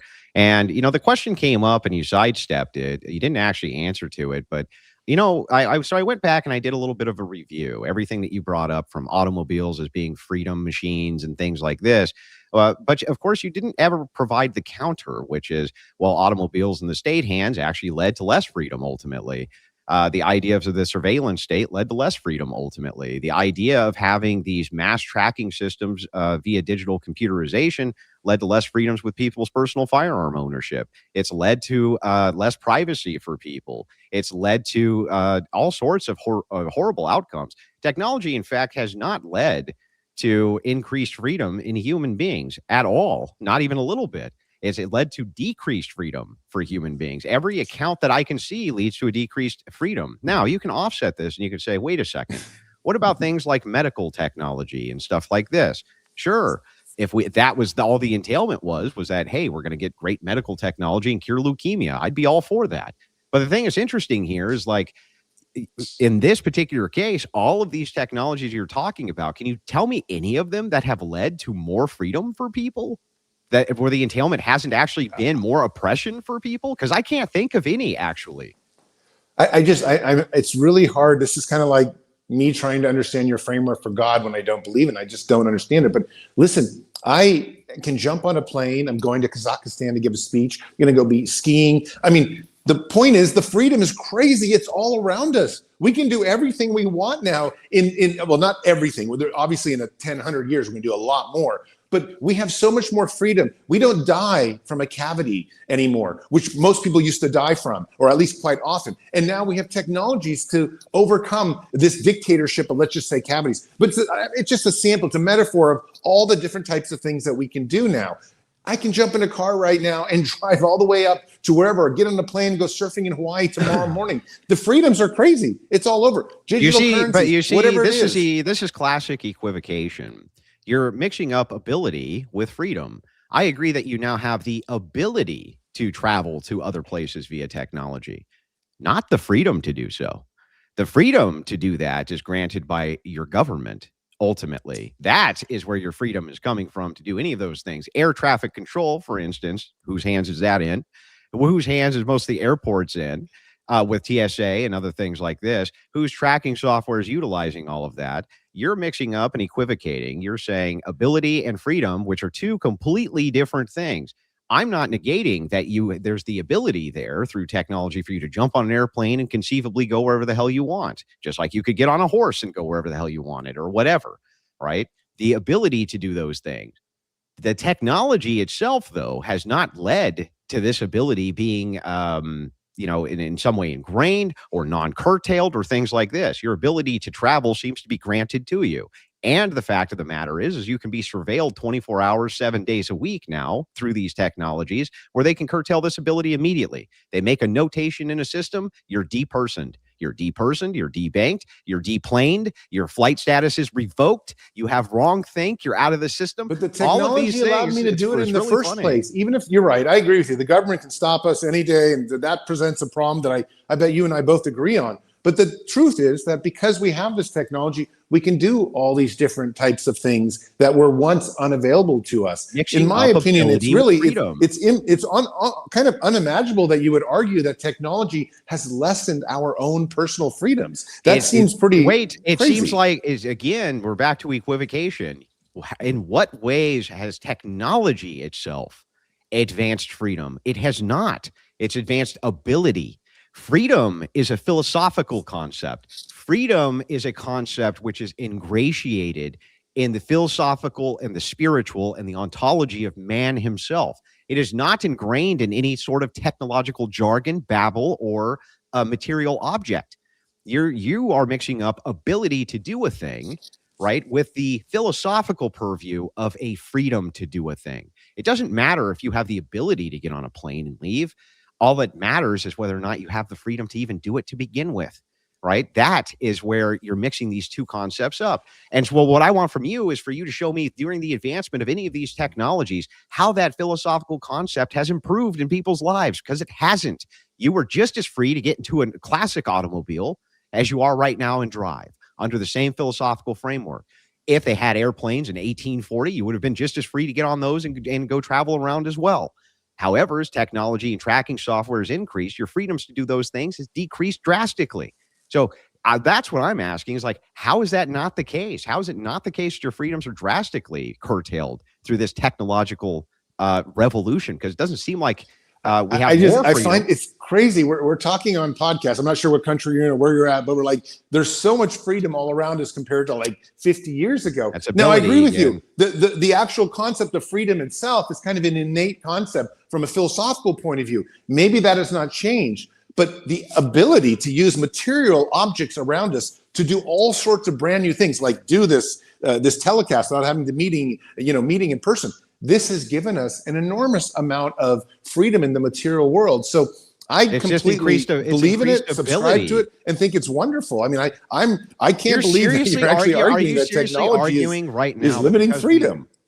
I can't believe that you're making this argument. You understand philosophy. This argument makes no sense. You're confusing ability again with freedom. Yes, I agree. We now have abilities we've never had before via technology. That is not the idea of freedom. Are you really going to seriously argue that human beings in America are more free now than they were in like 1850, 1860? Of course, my God. Because they have the ability to drive hot water to the is freedom away from being cold. And so people have that. Hot water is from vaccines that you don't get like measles and freedom die. away from being cold? Look, these are all oppression on us. Means. The biological, and this is important. The biological body is terminal, and it's just this it's a dictator essentially holding us all the time down. And what we have done, transhumanists and technology moving forward, has made it so that we can live easier. We can survive cavities. We can have hot water in the winter. We can have housing when there's giant snowstorms. I mean, we are improving day by day. And even the poorest of us in America have dramatically more freedoms and abilities to do things that they never would have done. People are going national parks thousands of miles away, even if they're just living on the dole. Yeah, this is a bad argument because you're mixing up ability with freedom itself. Your idea here is like, because I can now flip on the cell phone and have a conversation with somebody thousands of miles away, that entails freedom. Who else can do that? Prisoners who are in prison. They can also pick up the same exact phone and make a call 1,000 miles away. You know who else can board airplanes? Prisoners. You know who else can board buses? Prisoners. You know who else can do all of these things that you grant, which are abilities? Do they matter absent the freedom? They don't. Would you argue, for instance, that you're free because you're on an airplane as a prisoner being flown to a different prison? Hang on. I just let you go. The answer is, of course not. Your freedom is still being curtailed, regardless of the ability for you to get from A to B. This is the whole problem with this philosophy that you have. You're mixing up and equivocating between ability and freedom. That's one. And two, you still haven't actually told us at all how any repudiation of Christian ethics or what this 20%, how is men having children going to improve the conditionals of the relationships of people in the United States? It's not. What should we sacrifice in Christian ethics in order to give you your magic wand so men can have children in the U.S.? What should we do? Like, you see what I mean? Prescriptively, yeah, it's nonsense. It's just babble. You haven't actually told us what the prescriptions for the US are, how it's better without Christian ethics in it, or even this 20% you're talking about. How is that better? Well, I think the 20% is really, really critical, because I feel like what's happening is you want to hold back liberal society from doing these experiments that move us forward. And these things have moved us forward through every single decade, every single generation. And if you keep holding us back, like you're going to hold us back from the transhuman future, then we're never going to get to that transhuman future. And we're going to continue to die from cancer and Alzheimer's and whatnot. So we need Nobody's that 20% holding you opening back from, in order so that we can kind of achieve this greater stature of society, and transhumanists can kind of reach out and become the beings that they want to be. There's no serious Christian organization anywhere I'm aware of who's trying to hold you back from doing leukemia cancer research or anything regarding cancer or its cure, right? It's not just scientific or medicinal. I mean, it has to do with social structures as well. Yeah. Why don't you want to have a baby is what I want to know. Why don't you want to have a baby? Well, I don't think that it's even possible for my worldview. It's not even a logical possibility. Why don't you want to? possibility. Why, if you could, would you not think at least, that would be an interesting thing? This is the crux that I want to get to with you. Because what you're doing is you're trying to attack the ontology of what is man, what is woman, right? The very idea here that you think that forming some sort of uterus inside of me, where would the baby come from, by the way? Like, let's just say that I could grow a uterus. Does the baby come out of my ass? Where does the baby come out of? I don't know. Maybe we'll make you a new vagina. But the point of the story is not that. It's the cultural problem that you're presenting. What you're doing is violating ontology. What you're trying to do. Yes, we are violating it. That's okay. Exactly. It's totally okay. And so the idea, though, prescriptively here, right, we can have, if we're looking at the two opposing views, right, do you, the man, are you going to get pregnant and then have an artificial vagina and all the reproductive organs? Sure. They're going to be implanted inside of you. Or you can regrow them through genetic editing. replicating female anatomy. This is an improvement on society. How is this an improvement? This is the problem. Like, why ought I do that? That's the whole question. And why we come down to this violation is because I believe in ontology. You don't. Because you want to, because somebody wants to. Why is that wrong to want to do something like that? Because, well, you have no epistemic foundation in which to ground the ought. To want to have a child? I mean, that's as core as it gets. That's as core as what gets. There is no, what is the ought? No, a desire of something to do such. I mean, why can't a man want to, I'm just saying this philosophically. I'll tell you, hang on. We'll get into the philosophy then. Why can't I then have that baby and torture it while it remains immortal for the rest of its life? Why can't I? Well, we have laws against that. We're not talking about torture. We have laws bringing against something beautiful into the world. You can't say that you're appealing to the law in a philosophical debate, right? You and I both know that there's all sorts of unjust laws, right? That you would view as unjust, I would view as unjust. Who cares? You can't appeal to the law. That's insane.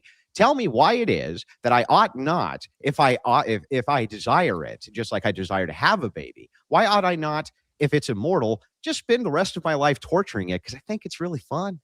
Well, I mean, I think transhumanists would say there are some innate laws, maybe that 80% that we stole from you, that wouldn't allow us to do that. But the 20% would allow us to say, here's another soul that Jesus can find and save. What is wrong with that? So what you're saying is that the reason you can't do it, Andrew, is because Christian ethics, the very guardrails put on the entire society that I want to see, my transhumanist future is not even possible without Christian ethics, Andrew, because otherwise I can't give you a descriptive ought for why you ought not go ahead and just torture this baby for the rest of its existence, and it's immortal, so it can just take it. Right? Why ought I not do that? You're upset because I find that 20% I can do whatever I want with, and I love that idea. You're not telling me why. You're not going to let me realize why you're not telling me why I ought not do that. You're just making an appeal, right, to me. You're only making an appeal to me, Andrew. You ought not do that because your moral framework, which apparently must be superior to your own, because that's what you're appealing to. You're not appealing to your own moral framework. Why ought I not, from your moral framework, torture a baby endlessly if it was immortal? And I could. Well, going back to what I said before, if you love life and you have a million instincts, you're not going to want to torture something that's one of your own. But that's beside the point. The point is, why can't I take that's 20%? Not an ought. You're giving me descriptors now, not oughts. I'm asking you from your moral framework, yours, Zoltan Istvan, what is actually immoral about doing that other than you just prefer that I don't? What appeal are you making to something, a stance independent reason, Sure. Well, independent I think of Zoltan? absolutely transhumanists would believe in a social contract that's been talked about for centuries. And one of those contracts is kind of the golden rule. You don't do something terrible to somebody that you wouldn't want done to yourself. I mean, and then again, I'm borrowing the 80% from Jesus. I think it's okay. You're borrowing my worldview because your worldview can't actually exist absent mine, but mine can you exist can't actually absent yours. take the 20% of the worldview where I'm trying to evolve into something else. You Why have not made any compelling arguments for what this 20% of the worldview even is. You just said, what about having children? I say, okay, well, let me grant for a second that I can have children and they're going to be immortal. They're going to live forever. Right? They're going to have wounds that heal instantaneously. Why, Zoltan, from your transhumanist perspective, if I grabbed a soldering iron, just burned its eyeballs out every 5 minutes because it just brought me tons of joy and desire, why ought I not do that other than, well, because you just don't want me to? Why?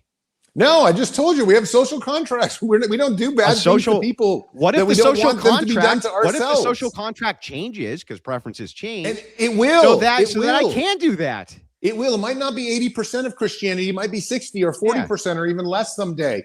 But we're gonna retain our mammalian instincts. We're not gonna end up, taking a soldering iron to children's eyes. We can transcend our mammalian instincts. And by the way, even within the confines of the mammalian instincts, you have psychopaths.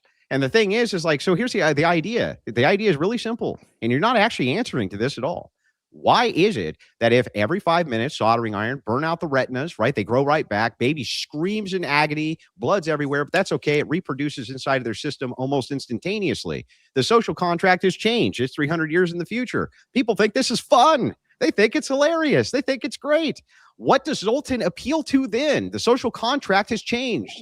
The scientific method is going to say, why are we doing that? We're not just hedonists. The scientific method into something. We want to overcome scientific death. method can't make claims like that.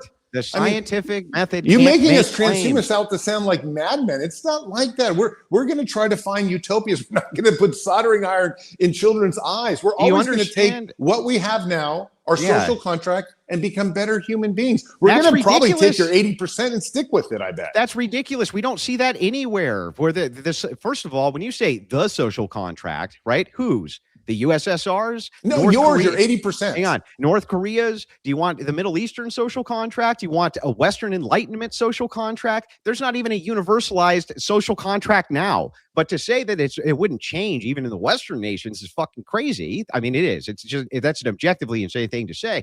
But on top of all of that, you still haven't actually provided for me. And you said the scientific method's going to ask why you're doing that.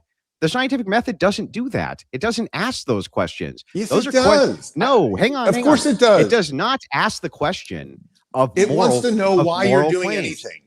And no, what science does is this.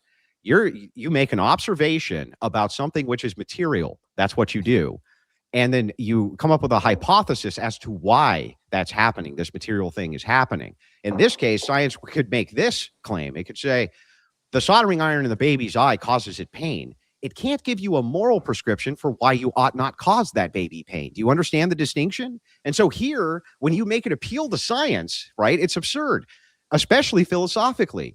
What is the actual foundation from Zoltan for why it is that if Andrew Wilson had a man baby that came out of his butt and started burning its retinas out because I thought it was funsies, what is actually the issue there from you? You can't appeal. Yeah, hang on. Transhumanism wouldn't allow it. We wouldn't allow suffering of somebody else like that at all. Why? What are you basing that on? Because we took 80% of your philosophy which doesn't allow it. So you just appealed to me again. Your whole yes, appeal I told you already. We're taking 80%, but that 20%. So your entire your soldering iron thing. So your entire appeal for why Christianity isn't good for the United States and transhumanism is because we need Christianity to stop people from doing things that you are going to create the technology for them to be able to do.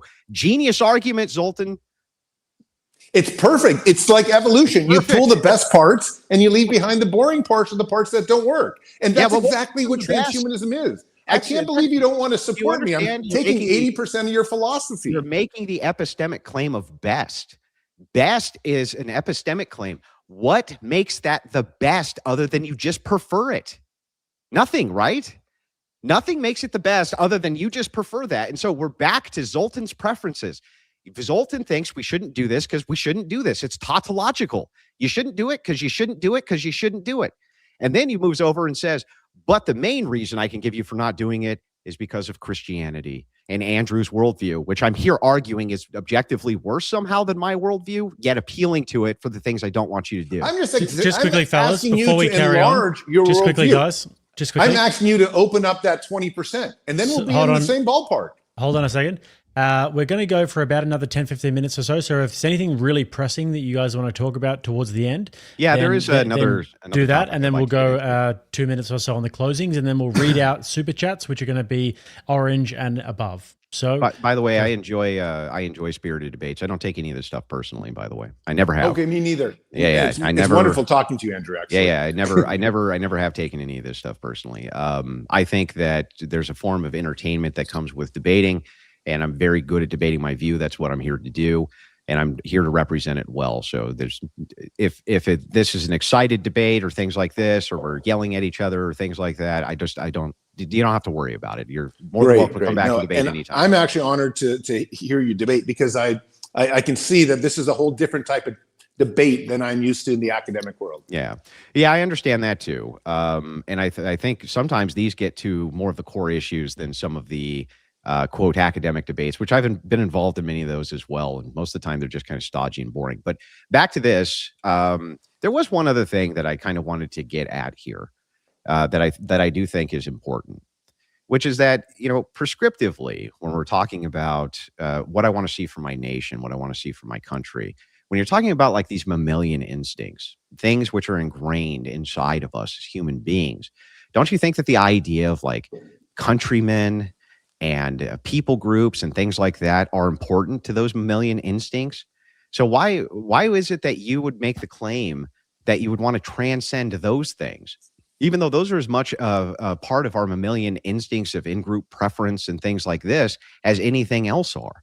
And yet you seem to even in this category pick and choose which things we should or should not be attached to. And I don't see any justification for that either.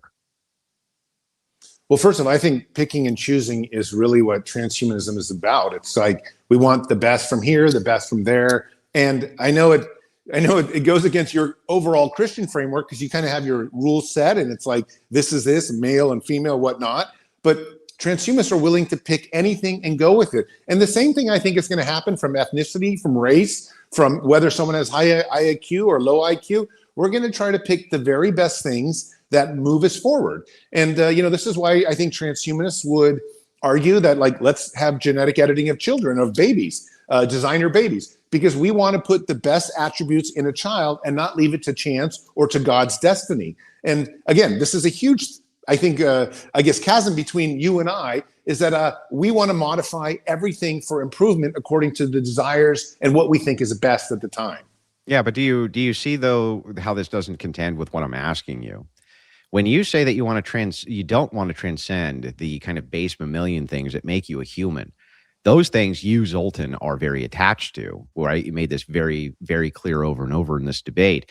You do not want to transcend those things. You want your humanity intact. You just want it to last a really long time, right? Why is it then that you want to transcend these other base things, right? Other than preference, for instance, the idea of king and nation and nationalism and loyalty and in-group preference and the way that we respond to various people groups and the various kind of social things we see as a historic anthropological standard for humanity. So we know it's ingrained in us. Why should we transcend those things? Why do we need to do that? Why do you get to pick and choose which of these mammalian instincts are uniquely human or which ones aren't? Yeah, well, I think first off, let me say some mammalian instincts we want to keep, because like I can't imagine a world where I'm so transhuman that I don't want to see my children. But I think one of the more important parts of what I've been trying to say is we want to keep our memories and the reason that we made decisions along the path. Even as going back as a child, why did you do this? How did it lead to being the adult? How did it lead to this conversation with you? So I never want to forget those things. And I think when we talk about mammalian instincts, we're talking about, in my opinion, millions of years of evolution that got us to this point. And therefore, I want to start off that point as kind of the foundation for moving forward. It is very possible, though, in a 10,000 year future, we might have nothing of mammalian instincts left in us, might be completely super intelligent or something of that nature. And I'm willing to let that go as well. But I do think that memory is probably going to be something, just from a philosophical point of view, we're always going to have just so we have our foundation of who we are. Yeah, but we're back to the Terminator analogy. If they cut your brain out against your will and stuffed it inside of a machine, you would still have your memories intact. Those don't go away. You didn't appeal to memories. You appealed instead to mammalian instincts. The idea of what made you a human being and a person to begin with was not just strictly based on memories. After all, if it was, you wouldn't even have an issue with the machine, your brain getting stuffed in the machine. You seem to be appealing to, you want to feel emotions. You want to feel human. You want to feel those animalistic principal instincts. There's something there that's very appealing to you. And so if that's the case, and I understand that, right? I get it, right? Christians definitely understand that aspect of it, right? We would separate these into virtues and vices and various things like this. But I understand, at least logically, the worldview that you would want to keep these things intact. But then why do you get to pick and choose which ones are the mammalian instincts we should go for? If the mammalian instincts are anthropologically or in-group preference are systems of order based around patriarchal systems, if this is the anthropological and evolutionary standard that we see, these are the feelings and evolution that most people feel. Why is it that you get to pick and choose those things, or should pick and choose these things in order to edit them out of society? That's the problem when you say things like designer babies. What do you get to edit out there?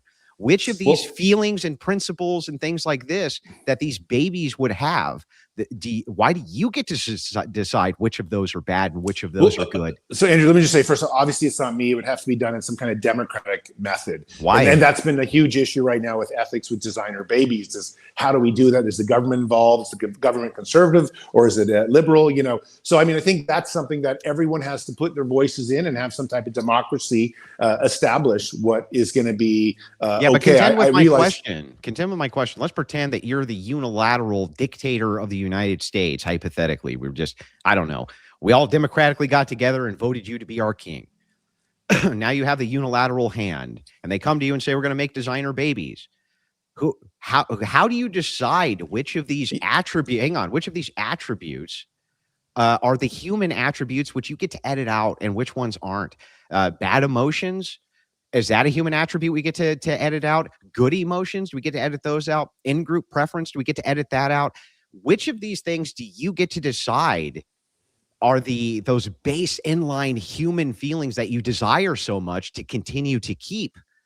How do you make the decision on which of those things we get to edit out and which ones we don't? How? Well, for starters, just going back to the very first questions we talked about, anything that kills a child, like leukemia or a trait for that, not talking about health issues. Not talking about health issues. The bigger question then is like, okay, how many Einsteins do we want? Do we want all Einsteins? Is that good to have all Einsteins? No, because we need some diversity. We need people to break out in different angles. And I think that's where, if I was dictator, there'd have to be a set of experts that I took my advice from, and I try to pick out what I feel is best for transcendence of the human race to get off planet and to kind of go out and dominate the universe. What would give these, quote, experts, whatever you consider these experts to be, their expertise, what would give them the ability to discern which of these attributes, in-group preference, misogyny, let's just say misogyny or misandry or biases or racism or any of these things that a person has a predilection towards? Right. Wow. How do they get to make the decision that Andrew, they I think we would say things out of humans? I think we would say, what is the ideal human being? And let's pull in all those attributes, whatever we could agree on, and say, this is the most beautiful human being. I think obviously somebody did this with Jesus. They said, look, Jesus was a perfect person. I can give that, that's fine. I would try to give all the best attributes to all the designer babies that I was trying to do in whatever framework it was. And my framework would be, I want people that are curious. I want people that are willing to go beyond boundaries, ethical boundaries. I want people to try to be as strong as they can be. I want people to be loving and take care of their loyal. So I mean, there are all these attributes. Okay, so if these experts got together and they said, here are the attributes that we in our expertise have come up with. We want 6'2", white only, blonde hair, blue-eyed babies, right? The Ubermensch, as it were, right? That's what we want for the world. And even if you're black or brown or Native American or anything like that, we're going to genetically alter your children to reflect this status of the Ubermensch. Is that okay? Should we go for that transhumanist future? Because you have allowed people, based on arbitrary metrics of what makes a person great or not great, right, to decide on what to edit out of the genome, what to edit out the bad traits. So what's wrong with the editing in the Ubermensch? What's wrong with that? You would never do that. That wouldn't work. To have Why one wouldn't type it work? of person. You need the diversity. I'm completely. For what? We want people that are fish, let alone What do you different need races the and stuff diversity like for? that. Why do you need it? It's not necessary. What are you talking about? And if Because they decide it's that 20%, the 20% has to be like a big jambalaya. And what makes jambalaya Why? great is it's just mixed in from all It different doesn't parts. have to be. You see how you're making this as an assertion with no justification? You just No, say, no, I you just am, say it because has look, to be if- because it look. has to be because it has to be. It doesn't have to be. Why is it that the transhumanist designer babies can't say we only want white, blonde hair, blue-eyed Ubermenches to be born? And that's it. And we can edit the gene to get rid of whatever the black DNA traits are, whatever the Indian DNA traits are. Why can't they do that? What is Because, actually listen, the I'll tell justify? you. Hang on. What is actually immoral about doing that? What? Listen, because we have goals, and those goals involve whatever humanity is at. Like, let's just take marathon running. 6'2" white dudes are not going to run very good marathons. We want Kenyans, black Kenyans, who are like deftly engineered to be much better than us. The point of We can want engineer 'em all now. this diversity out there so that What? it leads to this greatness as a whole in a multitude of fronts. That's why diversity is beautiful. Wait, I'm super confused. If you could do gene editing and make the blonde hair, so we're gonna, I'm guessing we're gonna go for what you just said was the most appealing and the best of the human beings. So we take all the attractiveness levels, we take all of the various factors, right? We make these people just as strong as those Kenyan marathon runners, right? But visually, we make them as appealing as possible. And what we come up with is blonde-haired, blue-eyed Ubermenches who can accomplish the same thing that these other racial demographic groups can, right? What is actually immoral or unethical about that from your worldview? What?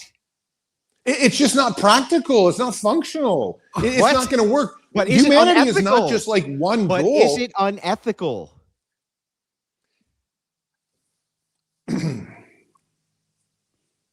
Look, my goal is Is to it accomplish. unethical, Listen, sir? I'm going to give you an answer. My goal is to accomplish the most for humanity. And right now, that requires a diversity of people to do so. So having just a bunch of 6'2" white guys isn't going to cut the thing. Maybe if it's a space mission and you need a certain type of person and everyone has to be the same, that would be fine. But Is it we're not talking about. We're talking unethical? about humanity as Is a it whole. is it unethical to do for a bunch of gene scientists to get together and decide that they're going to make the Ubermensch and they function at the highest capacity of humanity? They just all happen to cosmetically be the most visually appealing people, and they decide that that's blonde-haired, blue-eyed men at about 6'2" to 6'3", and blonde-haired, blue-eyed Aryan princess women. That's what they decide. Can But you Andrew, tell me? I'm Hang not- on. I want a yes or no. Is that unethical? I'm not going to answer a question that's That's right. totally impractical. Okay, why I'm can't running you for answer- governor, for Wait. Christ's sake. What You is know the what I mean? practicality? What does the practicality have to do with it? Is it unethical or not? I'm telling you, like, it's not a question that's realistic. You can ask a bunch of questions. Why don't you ask me how, Is it how does 2 unethical + 2 or equal not? 5? Is it unethical or isn't it? Listen, that's not the way the world works, man. It's not going to be just a one group of people reaching one thing. It's like a coalition of many people. Unethical or isn't it unethical? I Is don't it answer questions like this You don't? No, why not?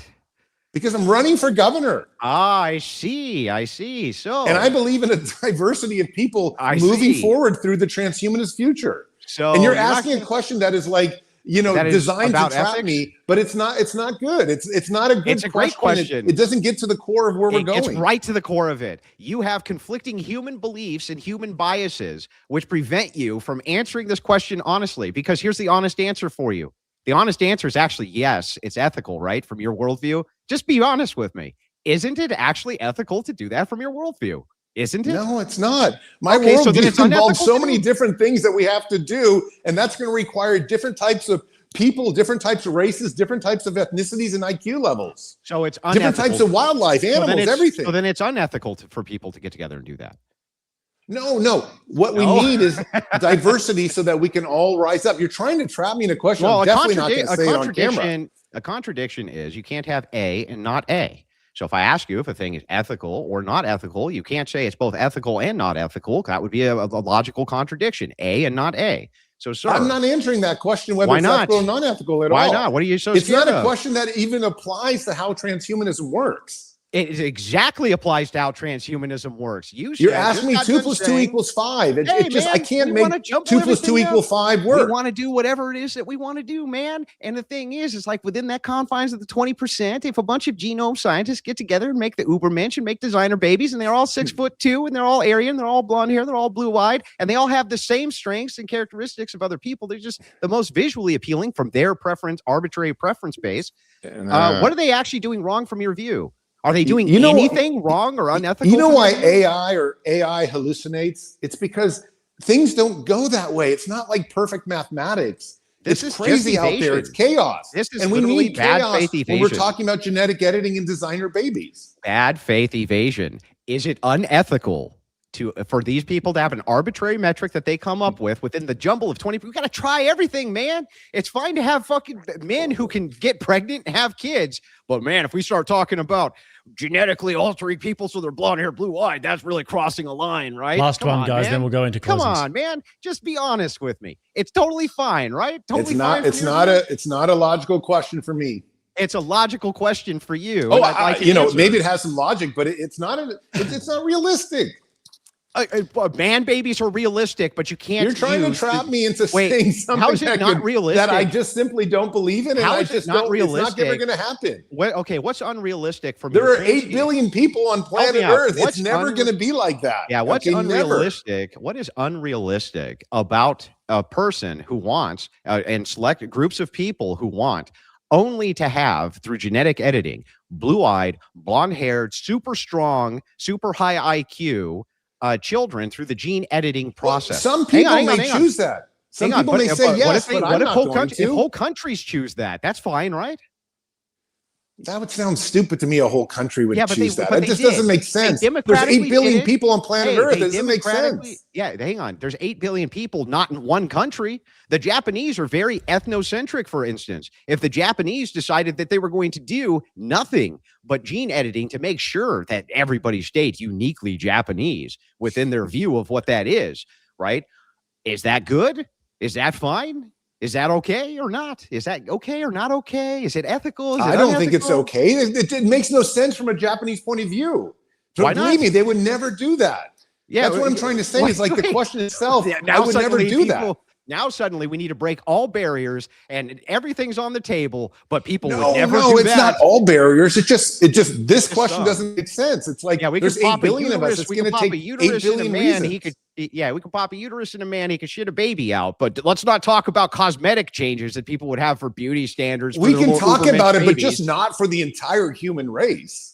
I didn't say the entire human race. I said country specific. You don't think that there's Eastern European countries that would want to have nothing but blonde-haired, blue-eyed babies who look like the Ubermensch? Is that unethical for them to do or not? I think it's stupid for them to do. Is it unethical for them to do? Well, I don't know that answer. If it's stupid, then it you don't know the answer. Stupid. You don't know if it's unethical or not. Okay. All right, it fellas. depends. If you consider stupid as unethical, yes. It's a good time to get on to the closing statements now. So let's do that. Zoltan, you men would want to have babies, but nobody. Andrew, you couldn't conceive of people wanting to cosmetically change. Andrew, what their babies if you look want like. to jump in with your closing statement, 2 minutes, and then we're going to read some super chats opening. Orange and up. So Andrew, 2 minutes. Closing statement. Let's go. Yeah. First and foremost, let me thank my opponent for this debate. So it takes a lot of courage to debate your worldview. It really does, especially in front of thousands of people live. It takes a lot of courage to do that. And so first and foremost, I do thank you for having this debate with me.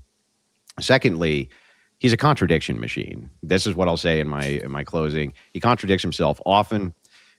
You saw the last exchange that we have. We know what the answer is, right? The answer is yes, it's ethical. He knows it's ethical. However, he's in a political pincer because he's running as a Democrat in California, right? He knows for sure that if he answers yes on blonde hair, blue-eyed Ubermensch babies, and that being fine within his worldview, the very people who he's trying to represent are going to call him an evil Nazi eugenicist. That's actually what's going on. And the thing is like I have compassion for that. I'm not upset by the fact that he's trying to be evasive in the answer because he's in a political pincer. And the thing is, though, is that's a political pincer of your making. The whole identity politics thing and stuff like this, it's all perpetuated by the same exact technology you want no guardrails on as you appeal to my worldview in order to stop you from doing crazy things. The biggest thing that you got out of this debate is this, that he adopts most of my worldview, adopts most of my ethical system, and then he tries to carve out the parts that he doesn't like. He carves out the portions of my ethical system which would prevent horrific things from happening to people, but can't justify it himself. There is no Christ he's appealing to. There is no God he's appealing to. There is no justification he's appealing to outside of himself. Every time we try to get to what he's appealing to, it's consensus. What if consensus say we can have designer Ubermensch babies? Well, that's just impossible. But, of course, having men who have children, totally possible. It's like over and over and over again, as we dive into this worldview, we realize that really it's completely and totally reliant on my worldview, not his at all. He's actually asking Christians for permission more than anything else to pursue these diabolical arts. And what makes them diabolical is simple. There's no justification he can give for why you ought to do any of this other than your own personal preference. And then, but unless we get to preferences you have, which aren't politically expedient, then, I don't know about those things, right? This is, and so I have no choice but to believe, based on the last question exchange, that he's actually hiding many of his true intentions. Why? The last question exchange that we just had, he was completely evasive on it. He was terrified to give his intentionality behind these things and say that this is ethical, unethical, or whatever, even though the rest of the conversation, he had no issues doing that, simply for the purposes of political expediency. And it's like, look, from my view, it just seems like you are very, very reliant upon Christians doing a lot of your heavy lifting, while at the same time having a criticism that they're somehow holding you back. And yet it's our ethical guardrails that make any of this possible to begin with for you. So, all right, 3 minutes on the clock for you, Zoltan. Well, first, Andrew, thanks so much for doing the debate. It's been awesome. Actually, I've been really enjoying it. And Jake, thank you for hosting this. Let me just first say that transhumanism, this social movement of trying to use all these radical technologies to upgrade ourselves, is really something that is not just deep to me, but deep to many, millions, hundreds of millions of people around the world, especially where I live near Silicon Valley. We are really trying to remake planet Earth and remake what it means to be a human being. And that's perfectly justifiable, perfectly morally okay.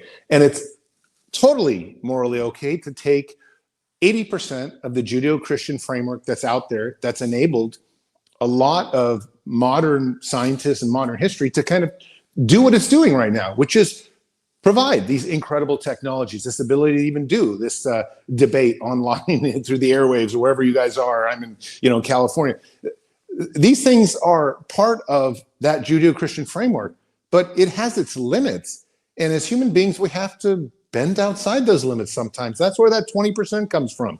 I'm willing to go somewhere where no one's gone before. And so are all my peers. We want to see what else can be done to the human body. We want to see what else can be done to the human experience. And that means one day men giving birth or putting our brains into machines.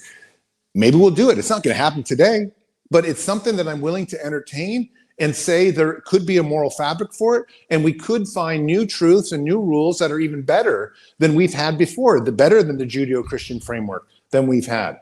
And I got to just say, regarding the last 10, 15 minutes, when it comes to kind of what we're discussing, it's absolutely okay to, again, stretch rules of morality and ideas, what we're wanting to discuss. But you're talking about with, eugenics, trying to bring me into this fold. And yes, I am running for governor, so I'm a little bit more careful. But there are 8 billion people out there making decisions, and we want everyone to have at least some say.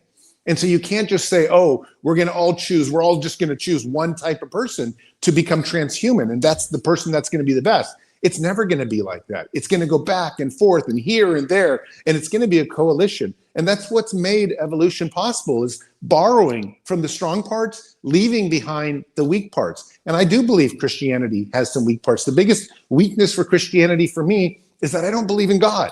And that's a problem for me. I've tried to believe in God. I want God to come in my life, but I can't see it. I can't know it. I can't feel it. And that's always been a dilemma for me. So I'm going to take the best parts of the social framework and leave that other part behind. And I'm going to apply it to transhumanism and move forward. And I think we can come to a point when we really become something quite different than what we are now, but still be the best in ourselves, the best that we've taken from the past.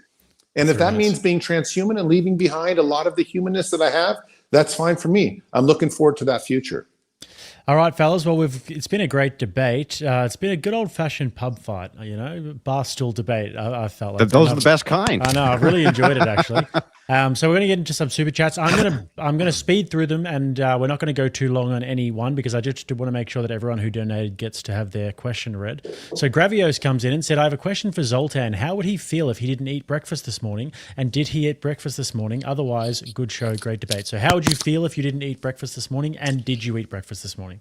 That's an interesting question, because I had, after a few scotches last night, a little bit, a fourth dinner, and I punished myself this morning by not having breakfast. So, and I do that sometimes if I drink and then have a midnight snack. I don't eat breakfast, so I didn't really have much to eat. But I got to say that in the future, I'm hoping that eating won't necessarily be something we always have to do. Maybe it'll be fun sometimes, but it really bothers me that you can go 10 or 20 days without food and die.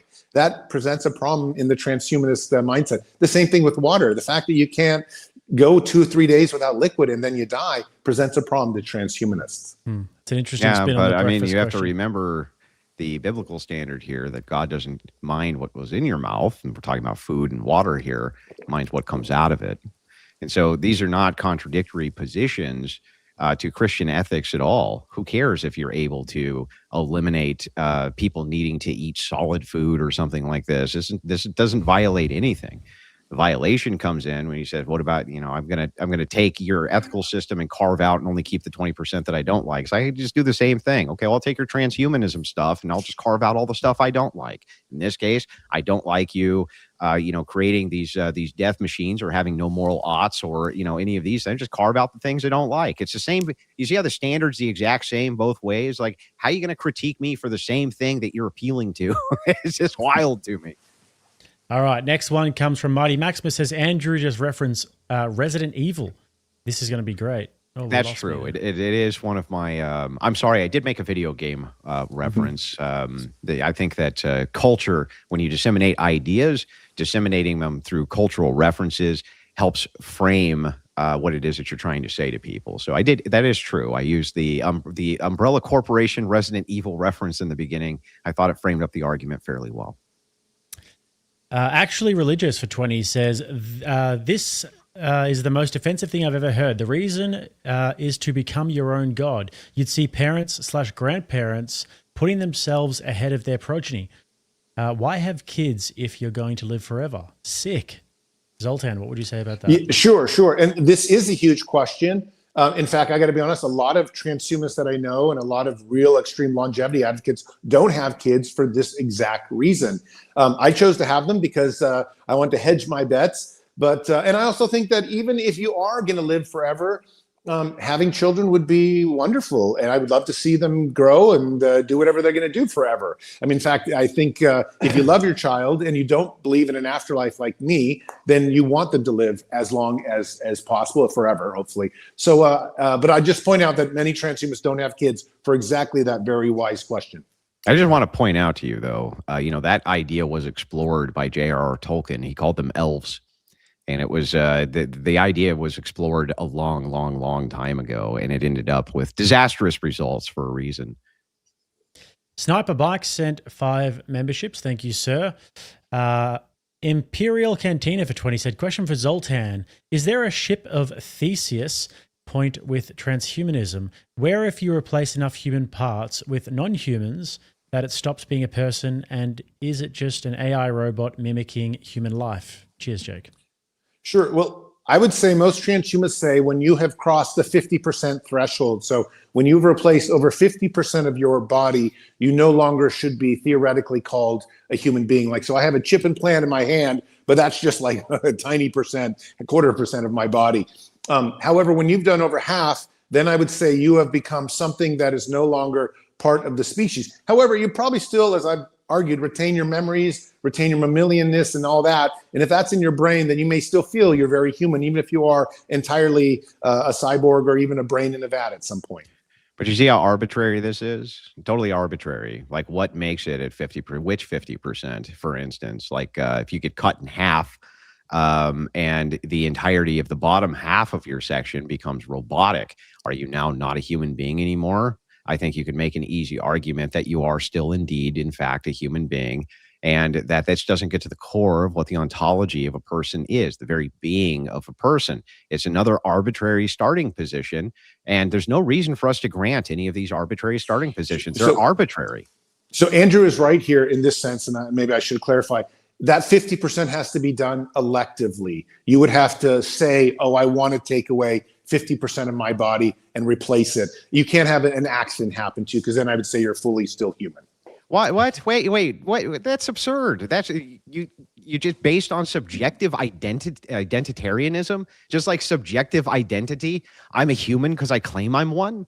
Humanity has a biological and ontological meaning. It's not one or the other. These are very much intertwined. It's not just biology. It's not just the idea of the thing and what makes that thing, right? It's both of these things considered together.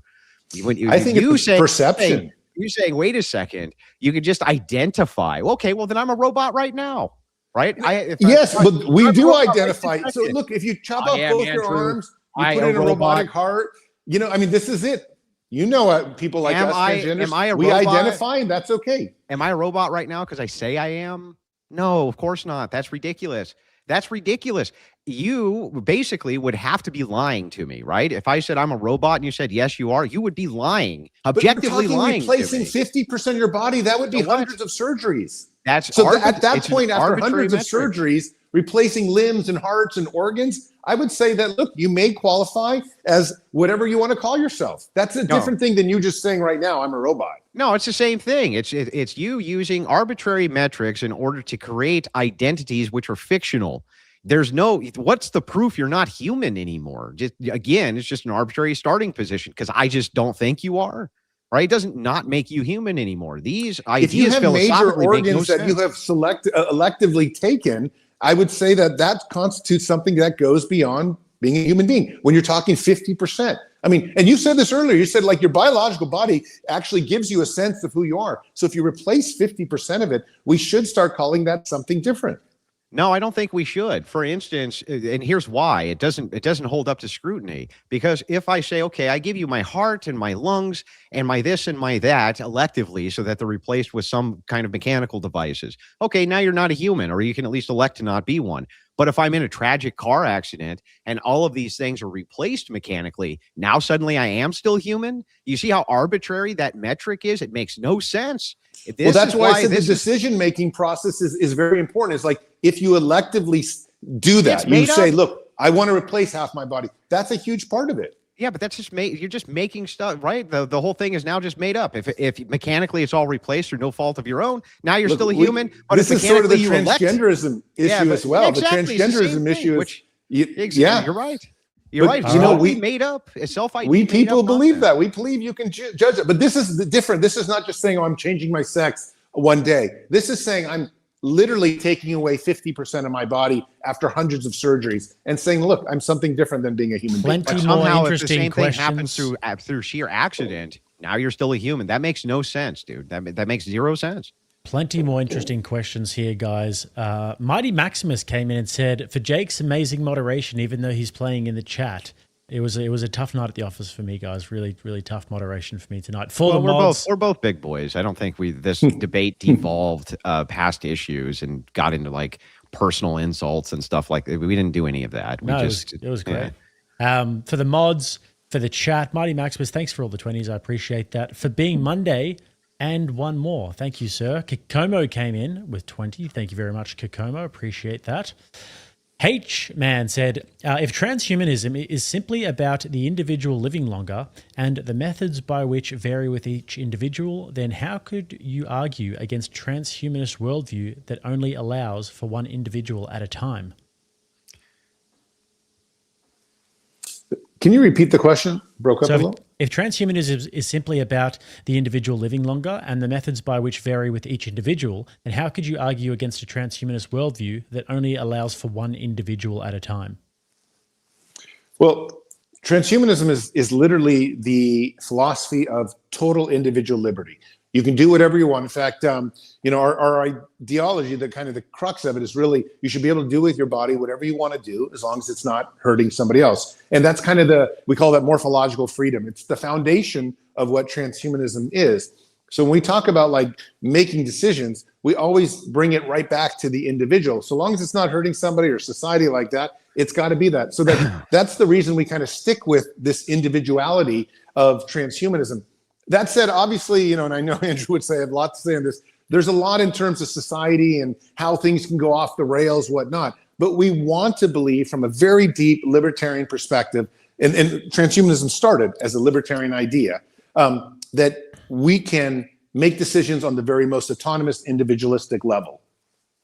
Yeah, but the answer to the question directly is that would be a consistent worldview. That, it would be, you couldn't deny if transhumanism is simply the individual living longer, whatever methodologies that they decided to come up with on only an individual level, there's only one immortal and that's me, would still be consistent within his worldview. That's the actual facts of the matter, at least for consistency's sake, right?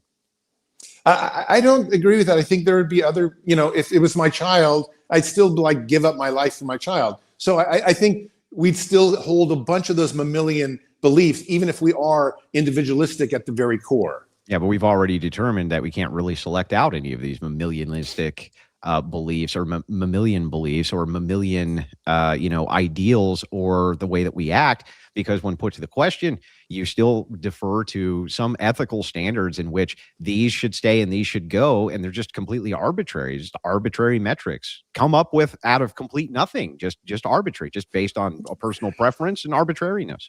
There's no system for it, nothing. Andrew, there is the system. The system is I don't want to die, and the system is I love life, and we use the scientific method to base everything off from there. And because we're carrying mammalian instincts with us, which kind of form in line with what I just said, we're going to be nice to other people. That's why we wouldn't take a soldering iron in someone else's, in a child's eye. It's just not going to be within that. We're still going to follow the golden rule, even if we become like supernovas traveling the universe. But as all of those entities. starting positions are arbitrary in nature. To start with these suppositions as being in some way true, or we ought to do them or something like this, is already presupposing and baking into the pie this as a starting position. And that is where the arbitrary nature of it comes in. I understand that we start with, I want to be immortal. That's what we're starting with. I want to be immortal. But that is arbitrary in and of itself. There's no grounded justification for why we ought to be immortal.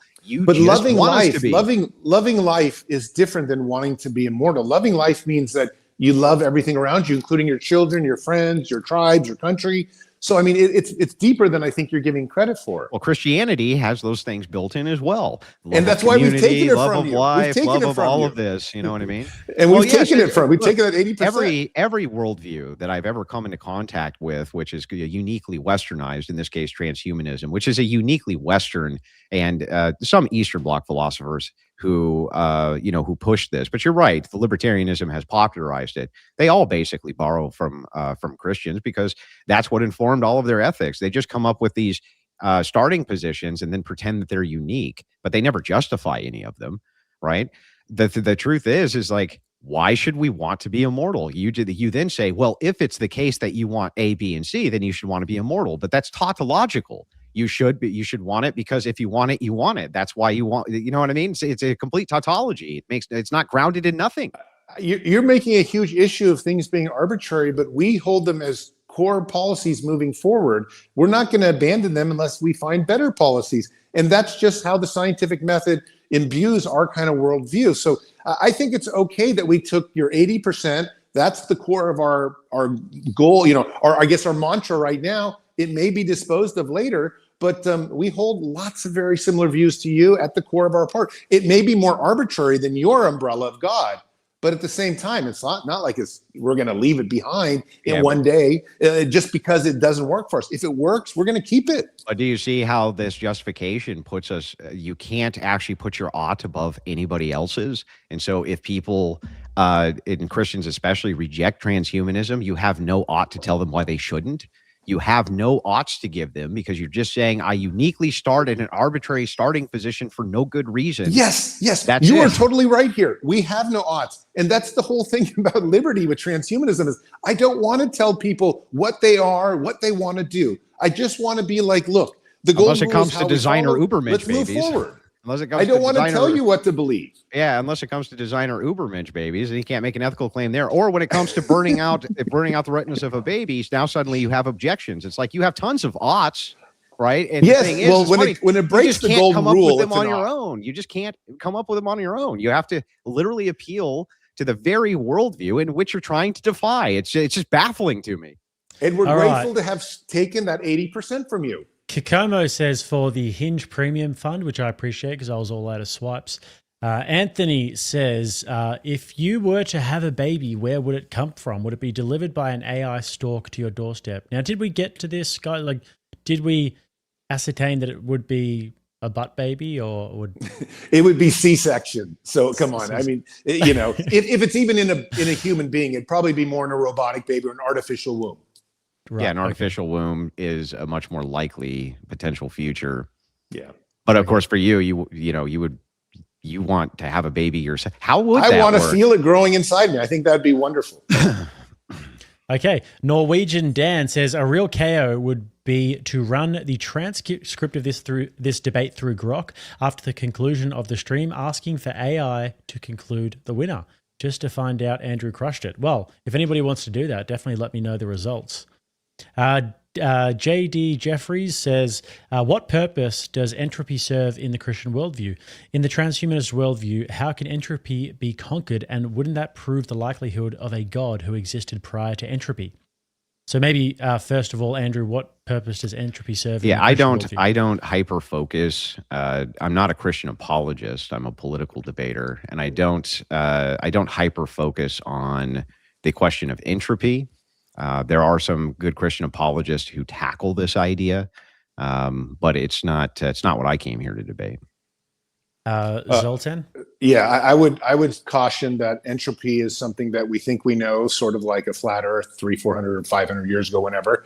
I bet we'll find something that opposes entropy here moving forward in the next few hundred years. So I think the idea that the universe is disintegrating some way might be just what we believe now, but we'll find other much more complicated physics of what's really happening in the universe. I mean, our eyesight, for example, can only see 1% of the universe at the moment. And even our robotics are still not getting huge things with the God particle and black holes and things like that. Let's just wait 100, 500 years to make sure that entropy really exists. All right. Anthony says, our wise and powerful leader, Zoltan, are we going to finally accomplish our prophecy of intergalactic travel? Yes. So, just let me throw in a little bit something with my gubernatorial run. One of the big things we are trying to do with California is, and I'll be honest, the Dems have ruined California, even though if I'm running as one. They have just literally, all the space industry has gone to Texas and Florida and now to even Colorado. So I would love to bring that all back. I'd love to have the Star Trek age start here in California. I'd love to have Starfleet build new bases, reduce taxes, give state land to these companies that they can do it. Why not have California lead the way forward with the Star Trek era? It's a shame that we have. So, and just so your audience knows, we're now sending almost daily satellites or rockets up into space. So we really are at the cusp of this age. And so transhumanism is not just about, upgrading ourselves here for planet Earth. It's really about making ourselves better for getting off around the universe and getting kind of to the intergalactic type of travel. So I'm a big fan of that. It's a big part of my gubernatorial campaign. It's also nonsense. We're nowhere near intergalactic travel. Not even close. Not even in the same. We can't even go back to the moon. Okay, it's ridiculous to say we're on the cusp of any of these technologies. We're not. We're not even on the cusp of reclaiming our 1960s technology that got us to the moon. And yet we're on the cusp of intergalactic travel. You see what I mean by the sensationalism, which is nonsensical on its face. Andrew, you're watching these giant robots land on. I didn't interrupt you at all. Hang on, I didn't interrupt you. Let me finish, and then you can tangle with it. Okay. We don't have the quote 1960s technology to get back to the moon, to put men on the moon again. We don't even have that. Elon Musk has not put us back on the moon with all of his technocratic prowess and the advanced rocketry of this age. And we're on the cusp of intergalactic travel. It's absurd. That's one. The second thing to point out is you want a Star Trek-like future to start in California. The reason California is bankrupt and all the businesses leaving is because of the high exorbitant tax rate. And you want to institute a UBI. Do you think that's going to help with business? That's insanity. It's not going to incentivize businesses to come in. You're going to tax them at a higher rate to give people a universal basic income. Like, these things make no sense, dude. They don't make any sense. Well, look, artificial intelligence is absolutely going to devastate the job market. It's already happening here in Silicon Valley. If we don't do something like that, there are going to be people rioting all over the place. They're going to need basics, food, healthcare, and shelter. Universal basic income covers that. But let me just say, look, I'm in the privy with a lot of people in the space industry. We are already, they're not talking about it much, but there are plans in the works to go to Mars probably within 2 to 4 years. So no one wants to go to the moon anymore. It's just kind of pointless. We have absolutely the better technology than we did 20, 30, 40 years ago. And we're going to start getting into our own solar system here literally within a decade's time, not just Mars, other planets as well. And start doing some space industry stuff too, bring in trillions of dollars of materials and stuff like that. It's all about to happen. Believe me, I've just been in kind of cahoots with a lot of people that are investing in this future. It's all going to happen in the next few years. Spend $1 trillion to go up and mine an asteroid and bring back 1 million. The thing that's so funny about this is that this has been investigated ad nauseum by futurists. And to say that going back to the moon is something which is a trivial pursuit in comparison to Mars, no. If you were to have a lunar base, your trip to Mars would be much easier, wouldn't it? The thing that's so funny here, and that cracks me up, is let's start with that. Let's start with actually having a quote moon base. Let's start with actually getting people back to the moon. Let's start with any of these things first before we start giving people the illusion that we're going to have manned Mars missions and Mars colonies. For what purpose? For what purpose would you want that over the moon? What would the purpose be? It's so silly to me. The same purpose for transhumanism, the same purpose. We just want to see. We're curious. We want to get off planet. It's great. I want to go to Mars, not for just going to Mars, just because it's super cool. And, this is the same reason about having a man give birth to a child. You don't actually need a reason to do it. It just could be cool because you want to do it. Yeah, Andrew, would you go to Mars if you could? Sure, I'd love to see Mars. I think that's great. But that has. Do you realize though that has no bearing on what I'm arguing here? The argument is not whether or not I'd love to go and see Mars or go and see the moon. I think that would be great. I would love to have manned spacecraft that you could fly out there and take a look at these things. I'm not against any of that. I would like to experience it myself. That has no bearing at all on the argument, though, as to whether or not we're anywhere near the technologies to be able to do these things, which Musk has been promising for 20 years, and we're nowhere closer, really. His rockets still explode in the air. There's no other private industry which is any closer than Musk is in any of these rocket technologies that I'm aware of. And ultimately, we've been being promised these things by futurists for an awful long time, and they can't even get us back to the moon. They're promising you now Mars and warp travel. It's like, come on, man, give us a break here. Come on. All right, next one. At what point are we supposed to be like, yeah, I don't think so. We got to move on here. Rachel Wilson. Now we are doing Orange and Up, guys, but we have Wilson privilege here. So move forward to watch, he says. Okay, you've achieved immortality. What are you going to do for the rest of eternity and for what reason? How many psychedelics have you done, Zoltan? I've done plenty of psychedelics, to be honest. Peyote, mushrooms, acid, everything. But Very typical for people with this beyond that, I think, first off, when we say immortality, as a transhumanist says immortality, we don't mean it in the sense like forever. We mean it in the sense like, wouldn't it be nice to live 500 years to start with? And then let's see how radical the technology is that transforms the world and transforms our existence. Then we might go to like 5,000 years or 10,000. So I agree with you. Living forever would be very weird, or the idea of it. But I also think the Earth would probably, in the experience, would always be changing and evolving. So things would be new. We wouldn't get bored. So I could easily see living hundreds of thousands, maybe millions of years. But again, talking about immortality, we don't really mean it in the sense of forever. We mean in the sense of let's just overcome biological aging and death as we see it right now. All right. David gifted 5 memberships. Thank you, sir. And Farrier1 says, I'm sorry if this is the 10th time I've asked. What 20% of Christian ethics are you rejecting as bad? What in Christian belief, ethics, morals need your beliefs to be inserted so humans can evolve as you imagine? It's a good question. So the bottom line is that when you look at human history, you have to take what's happened in the past. And let's be honest, the Judeo-Christian ethic has been the framework for how Western man has evolved and how I've evolved, all the way back to the Greeks and, through all of history in the last 2,000 years, especially the Enlightenment.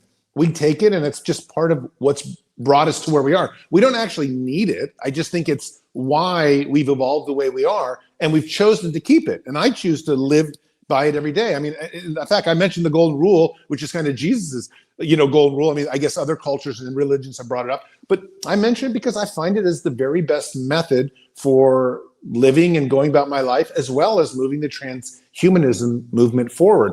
So, it's not more, why are we taking it? It's because it's so useful and so good. Again, the 80% is, then there's 20%, as Andrew is arguing, that I just don't think would just be holding us back. We don't need it to guide us. We need more freedom than that.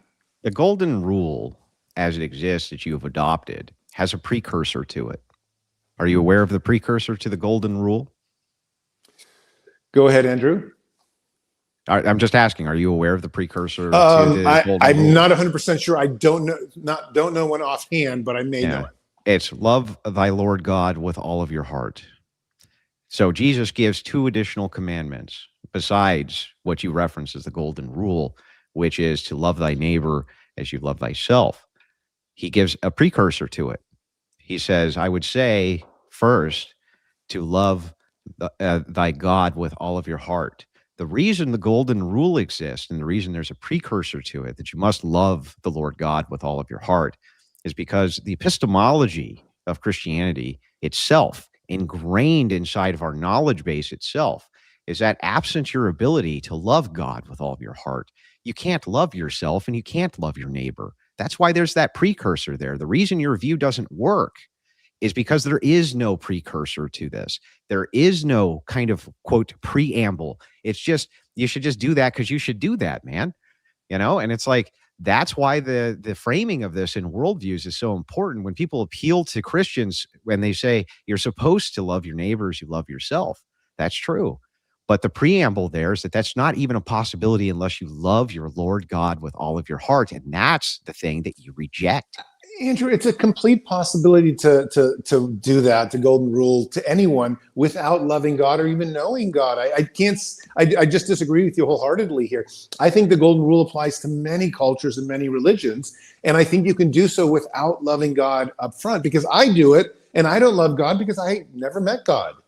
Yeah. So but what's funny is I want you to realize that the reason that this doesn't work for you, the reason that when you reject this preamble and you end up trying to fill this void with something else, in this case, transhumanism, you want to fill this void with some other telos, some other purpose, because you removed the purpose of what that meant, which was obedience and loving God with all of your heart. Without that, you can't, at least as far as our framework is concerned, you can't even begin to love yourself. love yourself how? There has to be a framework and a commandment and a way in which that is done, or it's meaningless. What does that even mean? Same thing when you say love your neighbor as you love yourself. There are conditionals that need to be met so we know that you're actually loving your neighbor. It can't just be, oh, well, I love you, so I cut your leg off because I just didn't think you needed it anymore, but I still love you, right? There has to be conditionals that you ground these things in.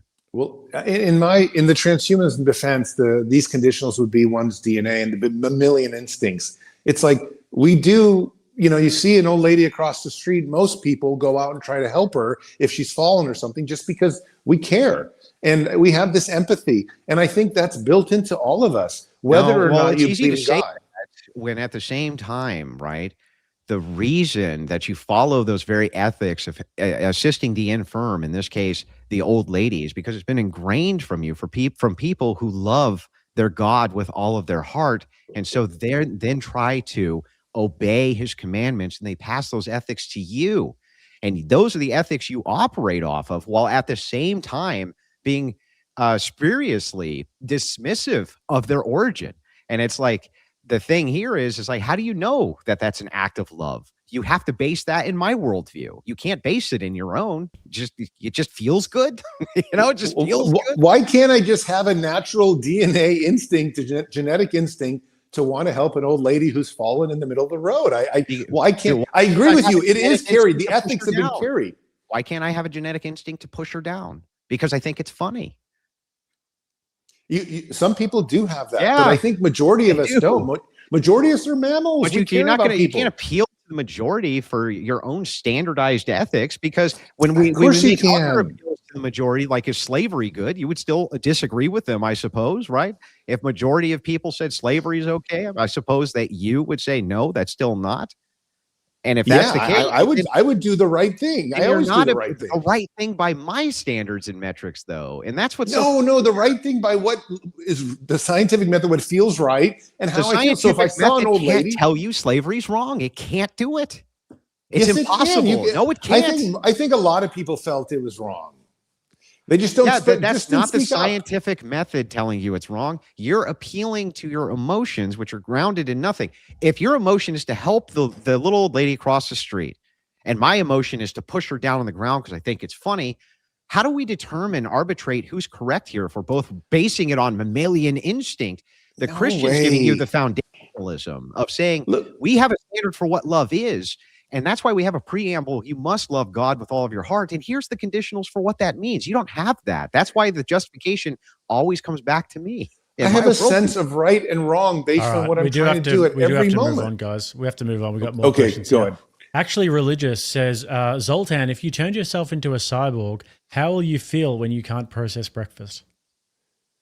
Yeah, I'd probably be sad, especially drinking, because I do love drinking. So that would be tough for me. But I feel like those are some of the things you might give up. But again, you could probably program yourself to want to enjoy drinks and have maybe some type of internal organ, even if you are a cyborg. Hey, it would be awesome if you could make a transhumanist pill that cured hangovers immediately. Yes, or like yes. Like a transhumanist, some kind of like implant that you just never get hungover again, but you experience all the fun of drinking. That would be great. That would be definitely. I want one. Point of agreement. Reverse massage, and I've actually been wondering this question as well, Zoltan. Did you ever find your continuum transfunctioner? It seemed awfully important to you. No, but I do wonder about this. At Oxford, I didn't really, in my introduction, I kind of didn't say what I've been doing, but I am recently took my graduate degree at Oxford, and part of what I worried about and wrote about was simulation theory. And so I do think that sometimes I may already be uncovering things like this conversation is something that's already been predestined or preordained or something like that. And of course, that would work well with the Christian theology as well, maybe in some cases. But I haven't found it yet. Do you ever get these "Dude, Where's My Car" like Zoltan references? Yes, of course I do. And I've been grateful. Actually, it helps quite a bit with the campaign because people are like, love it. That's awesome. All right, Crimson says, Zoltan, your whole belief system is based on hypothetical transhumanism. Transhumanism will most definitely cause suffering to the human experience. How will they improve the human body without experiment on them? Yeah, unfortunately, they're probably going to have to experiment on some. But let's be honest, because of artificial intelligence coming here, they're already starting to do all these molecular discoveries in AI without actually doing them through human research anymore. And even some of the human trials are becoming less and less. So it's coming to this point when eventually we'll be able to simulate everything and probably cause a lot less suffering. Like I would be sort of against a lot of animal suffering on cosmetics and lipstick and things like that. And I think eventually we'll get to a point where we can use AI for almost everything to test and, and to figure out whether these experiments work. Mr. E says, Zoltan, how many boosters have you had? Tonight? No boosters today, but maybe, in the future. Okay. Anthony says, Zoltan, I demand a new full body bubble wrap suit. I popped all my bubble wrap on my last one. Sorry. They have to go to Home Depot and figure that out themselves. Sorry, we don't have our operations up yet. Zoltan. David says, those who kneel before God can stand before anyone. Who do transhumanists kneel before, Zoltan? Also, Andrew, Rachel, and Jake love you all. Thank you, David. Who does they kneel before? I feel like the joke is writing itself. They kneel before Zoltan. But anyway. Yeah. Well, no, but I mean, honestly, I think transhumanists often don't have mentors. They often don't have any kind of legacy. And this has been a central part of what Andrew and I have been discussing tonight and disagreeing on, is that we make our decisions based on what appears to be best for us at that moment, given our goals. But there's almost nothing except for the scientific method that we hold holy. Right. Okay. And Zach Gelpy, go on, Andrew. I mean, the scientific method thing, that's also like philosophically, I could see good arguments for transhumanism that kind of they make sense. They're kind of hard to refute in some categories. I think that they're easy, most of them you can refute. But the point is like, when it comes to this idea of idolizing science, that's a simple methodology to give us descriptors of things which are happening. Science has never tried to engage with aughts or metaethics or any of that stuff. That's not what its purpose is. And so this idea that you can just appeal to science for answers of what you should or shouldn't do, even scientists don't make this claim. I mean, there's never been a claim that science is used for this, because it can't. It's designed to utilize experimentation to give you descriptors of material reality, not what you should do with those things. But I think the scientific method, especially in the way that I'm using it, is just really the idea that we test something, an outcome that we're trying to get. We find the very best outcomes based on whatever tests we did, and we go with that. And that's really the holy grail to us. And yeah, but you see like the loaded words there of like best and greatest, or, these types of things.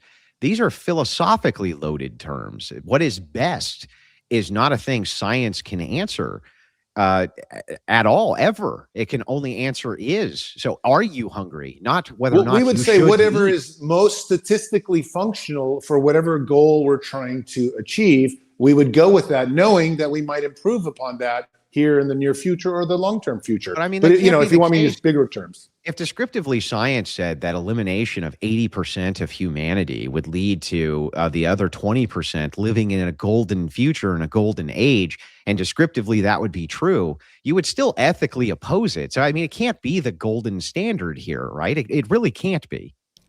Well, I think you have to understand we're not, the scientific method sort of, at least in my opinion, comes after this foundational stuff, which is we're trying not to die, we're afraid of death, and we have mammalian instincts. And then we kind of apply these things. So I think the mammalian instincts would kick in and say, wait a sec, we need to find an alternative to killing 80% of the population or something of that nature. And so that's where I think the scientific method is really just this instrument, even if it is this holy instrument that leads us on our decisions. It's not that we always necessarily follow it. There can be plenty of times like, you would say, okay, well, Zolt's idea is to live forever, but he just said earlier he would give his life for his daughter. That doesn't make much transhuman sense. But that's where I'm still a human being. So I haven't actually made that transcendence yet.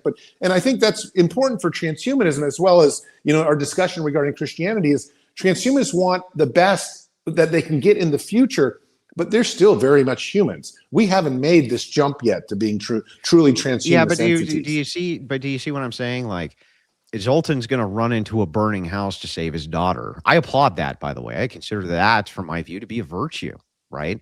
In fact, if Christians were there, I'm certain that they would assist. They would try to run in and help you do this, putting their life and limb, at risk for somebody who's a virtual unknown. This happens all the time. And by the way, atheists may do this as well, and other categories of people as well.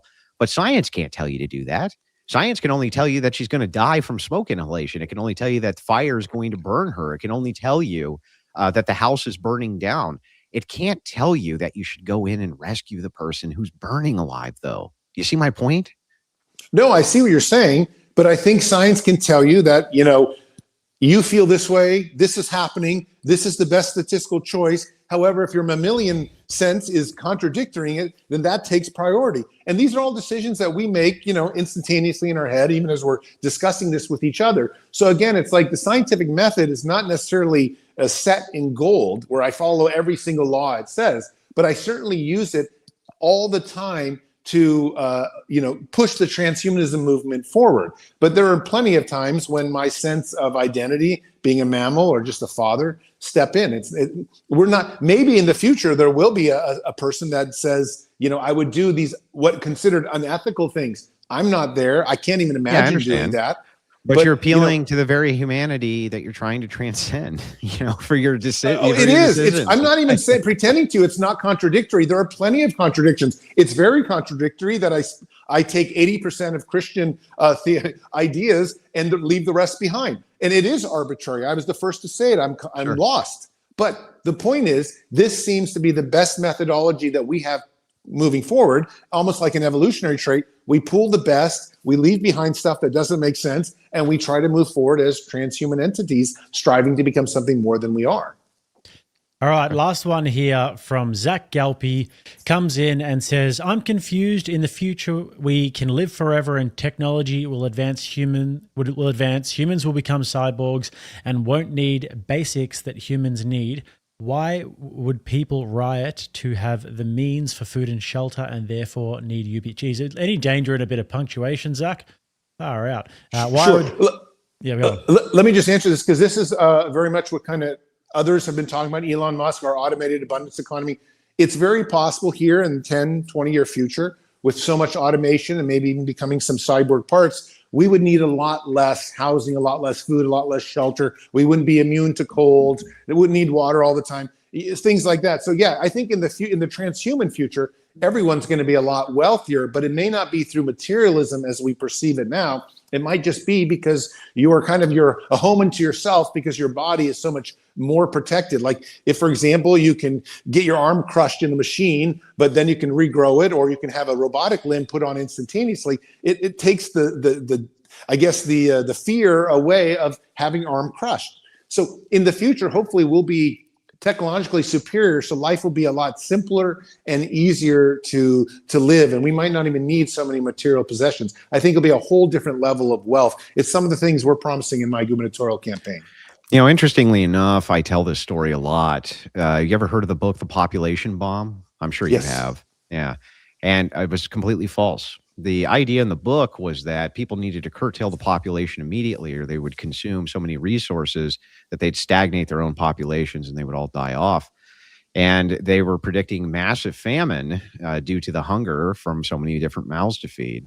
In fact, what happened was the opposite based on this scientific consensus. When the world population exploded, logistics became possible in a very big way. And when logistics became possible, we're now able to feed more human beings than we ever have before, because the human labor doesn't just double with two people, right? It quadruples and it magnifies out from there. That's why a small unit of military men can set up an entire encampment, a small city, in under an hour. Whereas one guy, it might take him 30 days or something like this. The idea is that labor expands the more human beings that there are. They were completely wrong. Every single time I see technological revolution supposed to take away jobs, it does the opposite. It, in fact, right now we have a labor shortage. We need more people because we're not birthing enough people.